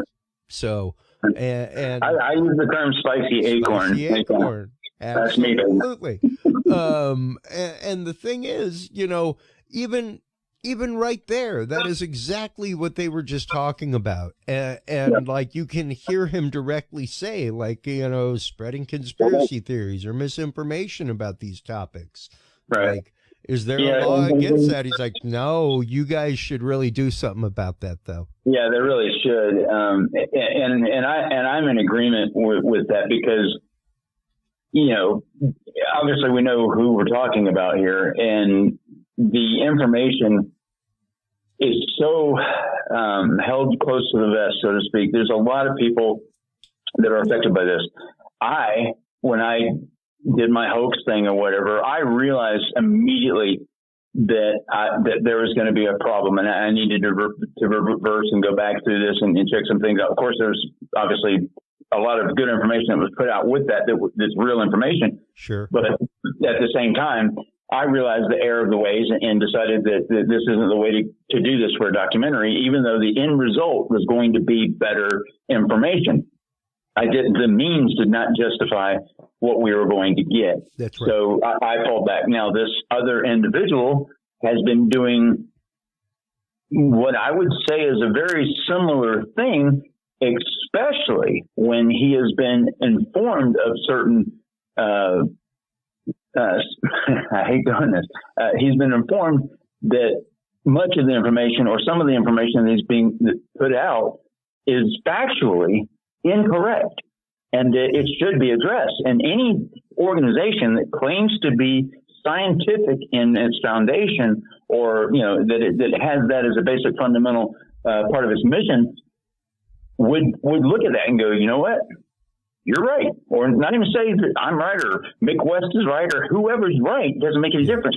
But the information that they're putting out may not necessarily be exactly accurate, and that further data is needed. That's the classic go-to statement, is that they need more data. Well, that to me means we kind of know what it is, but we really don't want to say what it is right now because we kind of like the position of the mystery. And that, I think, is what we're seeing with that meeting. I think what we're seeing is that they enjoy the anonymity and the ability to obfuscate and hide our own technology or whatever technology. It doesn't matter if it's our technology, extraterrestrial, Chinese, or whatever. No one wants to really admit that we have these devices and objects that are flying in our airspace with impunity without revealing that, hey, we're vulnerable here. So, and that is exactly what, and precisely what we have said would come down just about this whole time, was that if you see anything in the halls of Congress, it will be because it is a threat to national security, and that will be the guise through which, and granted, I mean, we even had the conversation with Les Velez the night that this happened, live on air, and discussed it. And unfortunately, yes, that is what will get more money put into the research. It's horrible. It's horrible that that's the cycle and that that's the fact. But it is the fact until it becomes a threat to national security. Not enough eyes are on it to give it anything but a modicum of, maybe black budget funds because some people are getting some tech out of it. Yeah, and if you look at it from the scientific standpoint, I can't name any scientist that, especially like an astrophysicist, that would look at aliens coming to this planet as being a threat to national security. I don't see it. I don't see it at all. People will be like, well, how could you not see it? Blah, blah, blah. I understand that point of view, but if aliens are coming here, it doesn't matter. Our national security is not going to go either direction. Yeah, we got much bigger issues going on. Yeah, we're not going to have it independent. Yeah, we got a big problem. We've got a lot of other things to worry about rather than, having an Independence Day scene play out. Well, and that is most definitely the warnings of Stephen Hawking on his way back to the cosmos was we need to stop beaming this information out there. We need to stop telling them like our genetic code. We need to stop telling them, look, we're on this planet. We're constantly beaming communications. So we're already a beacon. We got 7.5 billion. We got 7.5 billion head of cattle here. That's right for the picking. And if you can get here, more than likely you will decimate any technology we have. Yeah, I mean we're still using like rubber-based fuels to get things up to space. Yeah, and we haven't even gotten the category. Solid state rockets in some cases. So, exactly. So, I don't see it as a matter of national security as far as that level. But what I do see as a matter of national security is two things. One, we have objects that are basically in our airspace that our military cannot identify. Now, and has not tried to communicate with. Right. They have not tried to. Have you even broadcast hey, you're violating U.S. airspace? Nah. Right. Nah. And we have universal translators, just like in Star Trek, that can broadcast in all languages at once. Yeah. It's just one of those to hear them straight up say like, no, we've never really like, hey, you're violating airspace. Like, pretty sure that's protocol. Here's the bigger problem I have with this. Let's take a case in point. The clip that they showed. We have a F-18 Super Hornet. We have two officers on board. The pilot, your Wizzo. Wizzo is in the back seat. The Wizzo operates all of the electronic countermeasures, all of the systems, all the weapon systems, the optics, everything necessary. What does he do when he is a cell phone? He pulls out his cell phone and snaps a video of the object. If I'm sitting somewhere and I because I know the answer, I wouldn't say this. But I would be like, are you freaking serious that is the clip that they decided to show to the public? Did they show that clip to show that we need money to buy these new sensors?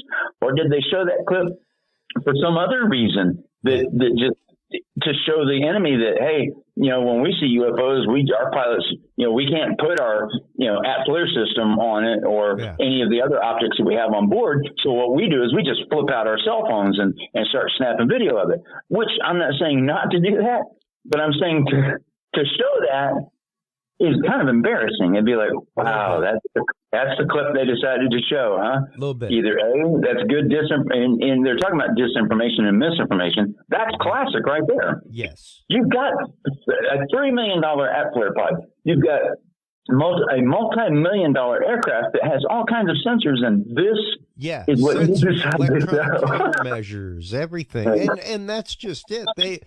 They asked them specifically about radionic signature coming off, any RF, any kind of communication. The answer is no. No. There's no attempt of communication being made that they can tell. There is no attempt of communication back being made either. Right. And Mylar balloons are very well known to not communicate very well. So in this particular instance, I believe that the object that they saw was either a weather balloon or a Mylar balloon of some sort, because it has to have something reflective on it for them to even know it was in the airspace to begin with to go look at it.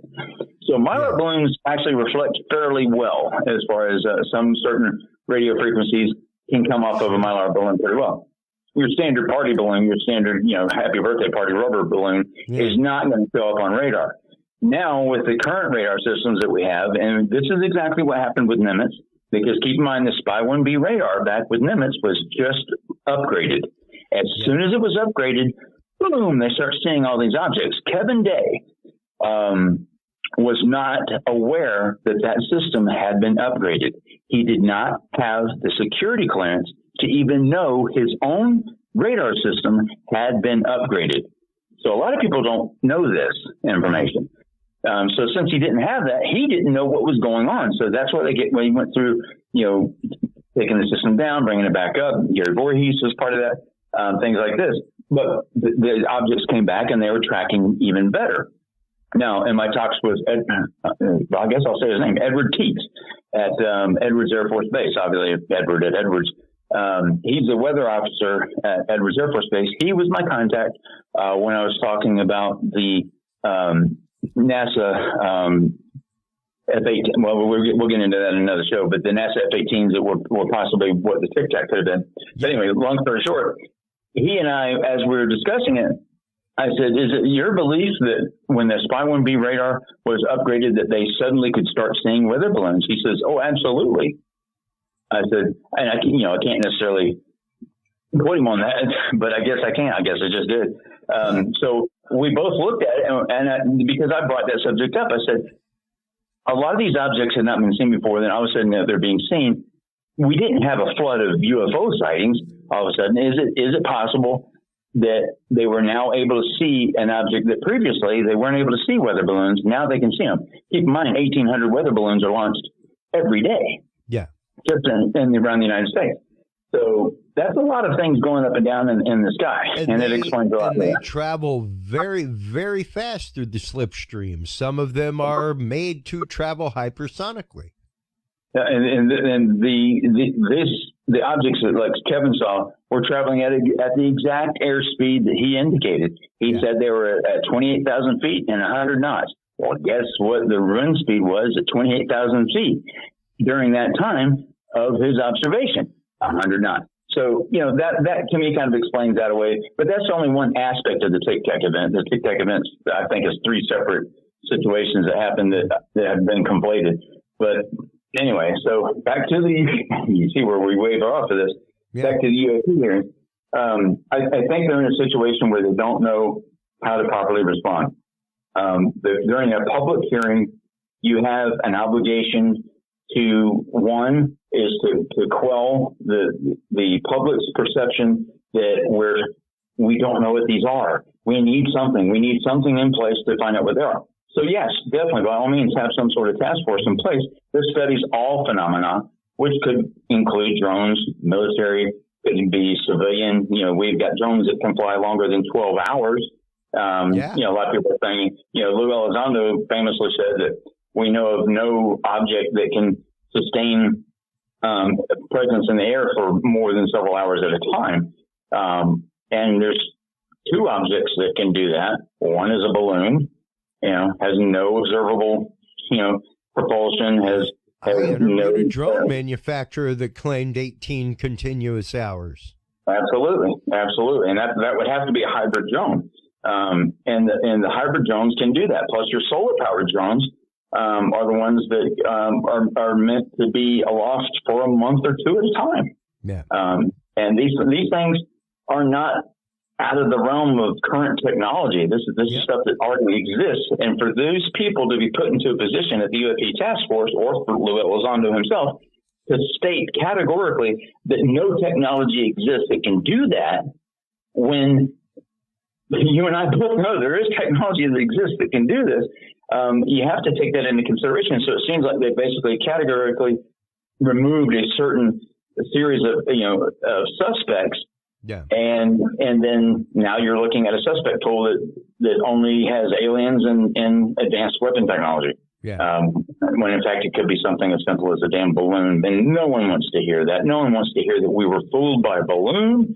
We have multi-million-dollar sensors and we're being fooled by balloons. Oh, Mike, you're full of crap. There's no way. Our military can tell the difference. Here's the funny thing. You are correct. Our military can pretty much tell the difference now, whereas they couldn't probably before. And now that they have enough history under their belt, they know it. And if you fast forward to 2015, that's where you see the culmination of a lot of technologies coming together. If these objects were being seen daily for 2.5 years, but we still don't know what they are, we have a problem. Yeah, precisely. And that leads us to the next part of the panel. Man, it's almost like I knew what we were going to talk about. Build out the relationship that we have with others, including NASA, and for the reasons that you just pointed out. So there are elements in our government that are engaged in looking for life in other places, and they have been doing that for decades. What? They've been searching for extraterrestrial life. There are astrobiologists who have been doing this too. We're a part of that same government, and so our goal is not to potentially cover up something if we were to find something. It's to understand what may be out there, examine what it may mean for us, if there are any, from a defense perspective, any national security implications or ramifications. But then to work with organizations as appropriate, if it's a weather phenomenology with NOAA, if it's a potential for extraterrestrial life or an indication of extraterrestrial life with someone like NASA. So the transparency actually is very important. Completely. For public consumption. Completely. But we're going to have a classified briefing, and without going into the details of what kinds of secrets that we can't share here, what is it? What are we protecting? I don't know if you can answer this question in this open forum, but in fact, your perception of what it is we have to, quote, protect. So I think right now what's really important for us to protect is how we know certain things. So there are a lot of things that we know, whether it be about the thinking of other leaders around the world, the weapon systems that are being developed, or how we detect things that may be threats to us. Many of those things are the result of some of our most sensitive sources and methods, and we'll use those things not just for this effort, but those same sources and methods are used to help protect us from adversaries and from others who might mean to do us harm. There aren't separate UAP sensors. There's not a separate UAP processing computer. There's not a separate UAP dissemination chain or whatever. So it's the same process. It's the same system that we have that helps us do all that. We need to protect that because this is something that we're looking at, but we're sure there are going to be other things that we'll look at in the future that will need those same sensors, we'll need those same sources and methods to help us do. So we're protecting the fact of that this nation has developed capabilities that enable us to know what may be threats to us and to counter those threats before they become something of a national issue. Thank you very much. I want to thank both you, Mr. Bray, and you, Mr. Moultrie, for your appearance today. I yield back. And there's some information there that I can clarify one thing. When they're talking about the sensors, and necessarily, I think the term calibration was brought up in some other areas, and I can go because so many people are familiar with the Nimitz event. I'm going to use it as a baseline of what I'm about to discuss. Okay. Okay, so if you go back to that event, the objects that supposedly were moving at tremendous speeds were not seen moving at tremendous speeds by anyone on any radar system that was on the Princeton. That is a deal closer right there, because a lot of people are going to go, what? Here's what happened. The information that allowed Kevin Day to calculate that an object had moved from one point to another in 0.78 seconds. I believe it was from 28,000 feet to 50 feet in 0.78 seconds. That information was supplied by ballistics. It was supplied because the Spy-1B radar was not specifically set to look at objects that moved that fast. So that's where they moved in, or objects that were in that particular airspace as far as the altitude is concerned. So the ballistic, he received that information from ballistics. Basically, that's where he said the objects are raining down from low Earth orbit, and it was raining UFOs. All right, so that's where it came from. So I'm trying to clarify what he stated, and then the perception that people got was that they were watching these things on their radar screen dart around.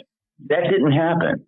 And that's where a lot of people taking in information, and in our minds we start creating, what we think this would look like, and over time we continue the narrative. Exactly, and over time that becomes an actual memory. Yeah. And in this particular instance, a lot of things are being said, and I'm going to try to clarify this in an upcoming video that'll basically go over these events, and not to tear them apart to take away, what a lot of people believe, but just to clarify the actual information as it was at the time. Yeah. But again, what he's alluding to is that they don't have a UAP sensor net that they're looking to get. They're not looking to get something, because we already have everything we need. We already have. It's just we don't have people looking at that particular spectrum of information. Yeah. We don't have them looking at that data set. Right. So if someone gets an object that's going at blah blah blah speed and they do a report on it, okay, well, we did the report. They turn in the report. What happens from that point? That's where the situation is changing. They'll need a lot more manpower. If they have over 400 reports now, and the UAP task force previous had 144, then that means either there's less stigmatism as far as the reporting process goes, and that more people are coming forward, or B, we're actually getting more sightings, which I don't think it's actually B. I think it's actually A. And, these things happen. So I applaud that this is being done. I just think and hope that they look outside of their current pool of people to help them determine what some of these objects are. Like I would volunteer Mick West to go do it. I would volunteer myself to go do it. I would do it for free, for no problem. And just to be another point of contention, like if they say, "Hey, this looks like a blah blah blah," what do you think? And that happens all the time. I get that all the time. That's exactly actually how I got involved with the Nimitz thing to begin with. But anyway, so. This is very interesting times we live in. I'm so happy that, I think you can agree that we're both seeing this occur. Yeah. I'm enjoying it. And, I just hope that everybody's been disappointed on certain things so much. 50 years. Well, number one, as my old spiritual director would say, that's what you get for having expectations. How'd that work out for you? Lowered expectations. Nobody expects the Spanish Inquisition. It's just one of those. You can hope for things, but don't expect the outcome to ever be your desired outcome. The chances of that, like universally, are pretty small. So, what you can hope for is bigger chunks of the puzzle, things like, the UAP 12, the insistence on a document, got up enough interest for a briefing. Yeah. And the only that's way where you that have to applaud the effort. Only way that ATIP was going to continue was with a briefing, and with a closed door briefing, further funding into other research, and further funding into adjunct research with people like Robert Bigelow, stuff like that. So, and I think they need to even reach further than that. I think they need to reach out to across the floor, so to speak, to the other side of the more skeptical individuals, because it needs to be balanced to a degree. Sure. Watching this hearing was a little bit alarming for me. How so? Because, when you see a group of men stumble around and try to, first off, the video clip that they chose to show was, I would have actually chosen to not show a clip at all. rather than to show that one. But their point that they were trying to put across was that sometimes the data that they get is such a small snippet, just like a quick blip, that object only appears on that video in enough clarity where you can look at it for 3 frames. Yep. 3 frames out of 30 frames in a second.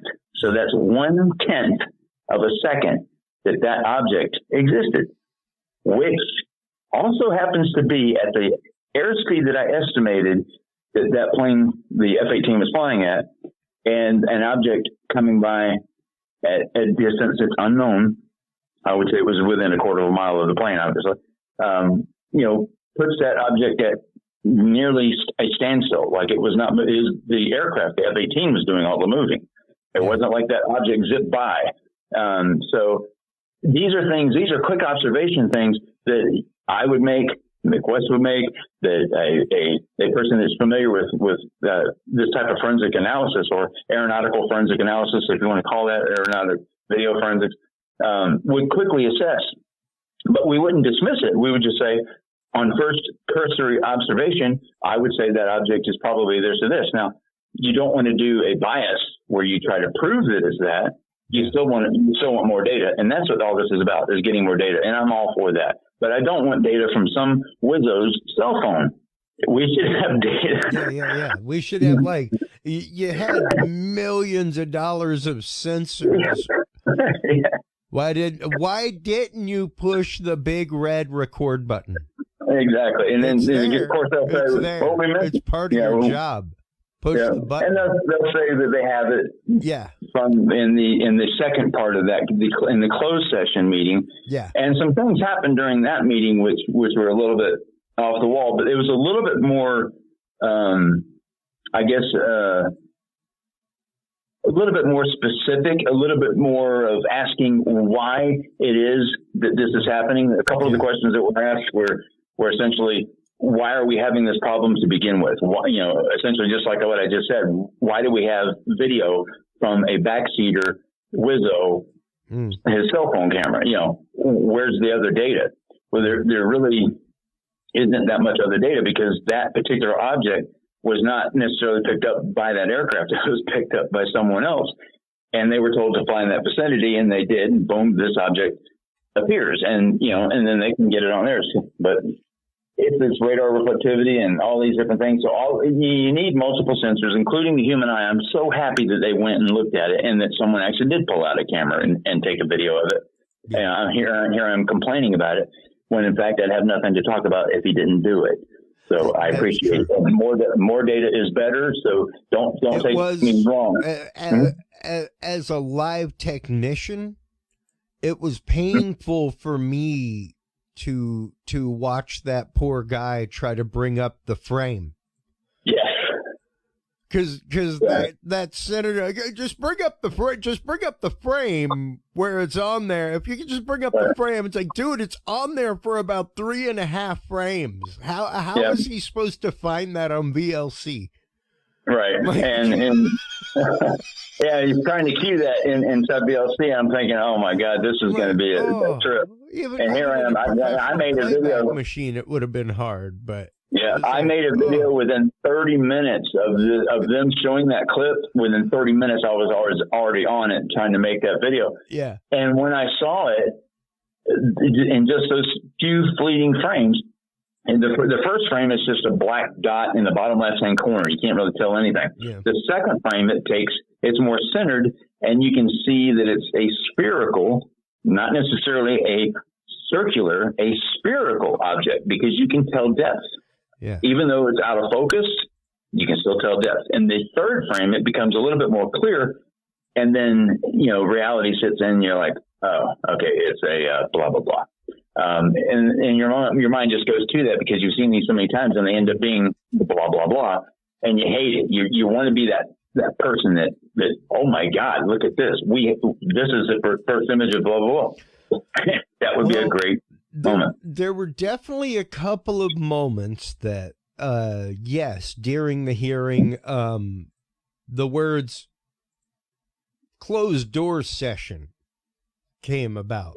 where they were definitely being read into, or read, I guess that's the term, read on they were using in the hearing. Read on. Read on to the fact of USOs, underwater submerged objects. We definitely need to have a whole conversation about that one night, because there is a great deal of data out there as far as sightings and stories. It's objects coming in and out of the water and things of that nature, and then to have actual Navy tracking information would be a big plus. Well, and there is, of course, the whole rumor of the underwater facility right there off the coast of Florida. The so-called black site that's there. So you talking about the one in Puerto Rico? Which one? Yeah. So all kinds of wild theories abound with that. I guess we need to be careful that it's not misinformation. I think that facility, if it that's the I can't remember the name of it actually. It's a range. It's essentially it's a testing range as well. But there's a lot of things that our military does that we don't know about. I mean, even people that are in that have a top secret security clearance with SAP clearance in certain areas, if they don't have a need to know of something else, they may be working on the exact same project as the guy next door to them, and neither one would know the other's working on the same thing or a similar or another aspect of it. It's just that important, and that's where having those classifications truly protect our national security. A lot of people say, well, a person with a real security clearance would never reveal any of this information. Well, that's bogus, because it happens all the time. And a lot of people are read into, you already know some of the stuff that I've been read into, and it's just on a need to know basis. And people are going, you're full of crap. You did this. But that actually happens, and because people need an alternative perspective, and they need to know from someone that has expertise in that area. And if that person happens to be in the room, which has happened before, where a situation where someone was sitting in a room, a certain person was giving a briefing, and then noticed that an individual was in the room that had not been read into the program, and that person was read in right there on the spot. A classic example is a certain physicist was read into a program because he needed to be tapped for information, and he had never had a security clearance in his entire life. And he immediately was put into a top secret SAP program to give information at that exact moment in time. And these things happen a lot more than people think. Yeah. Well, I want to thank you as always for coming on the show, helping break these things down, helping demystify a lot of this, because I mean, there was some decent information that came out in it. Once again, it furthers the conversation. Let everybody know where they can go to keep up with 5x5 News, where they can go to follow you, where they can go to harass and harangue you. Yeah, because I'm the negative Nancy here. And I know I get that perception, but you can simply just search for 5x5 News. I have been remiss here lately of putting out a whole bunch of information because of my efforts in Afghanistan, but and other areas. But yeah, 5x5 News, search for that. I did analyze the video that they showed during the hearing, so you'll be able to see that on my YouTube channel, and you'll see it broken down frame by frame, and you can actually see the object in each frame. So and people can use that video at will. You have my permission I'm giving on this show right now for anyone to use it. I didn't put my logo all over it, so you can click out what you need and use it as you wish. How shameless of you not to put your logo all over it. Well, I figured, you know what, this is one for the community. It's something that I can't believe they didn't do it for the hearing. You would think that someone would have sat down and said, well, let's slow this down so we can, because they're probably going to want to see what this is. Yeah. And they didn't do that. And that to me is just like, it was. You have to ask yourself why was even to freeze frame it and print out glossies. You know, just exactly. go old school and have it right there next to you, and have a couple that you can pass around. There you go. Print them on your t-shirts. Alcohol wipes, you know, for the COVID.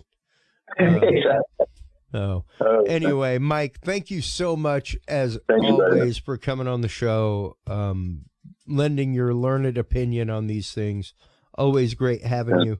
Hold the line real quick while we close things out. While you're online, following Mike Turber and 5x5 News on all forms of social media and other parts of the interweb, make sure to stop on by Curious Realm, folks.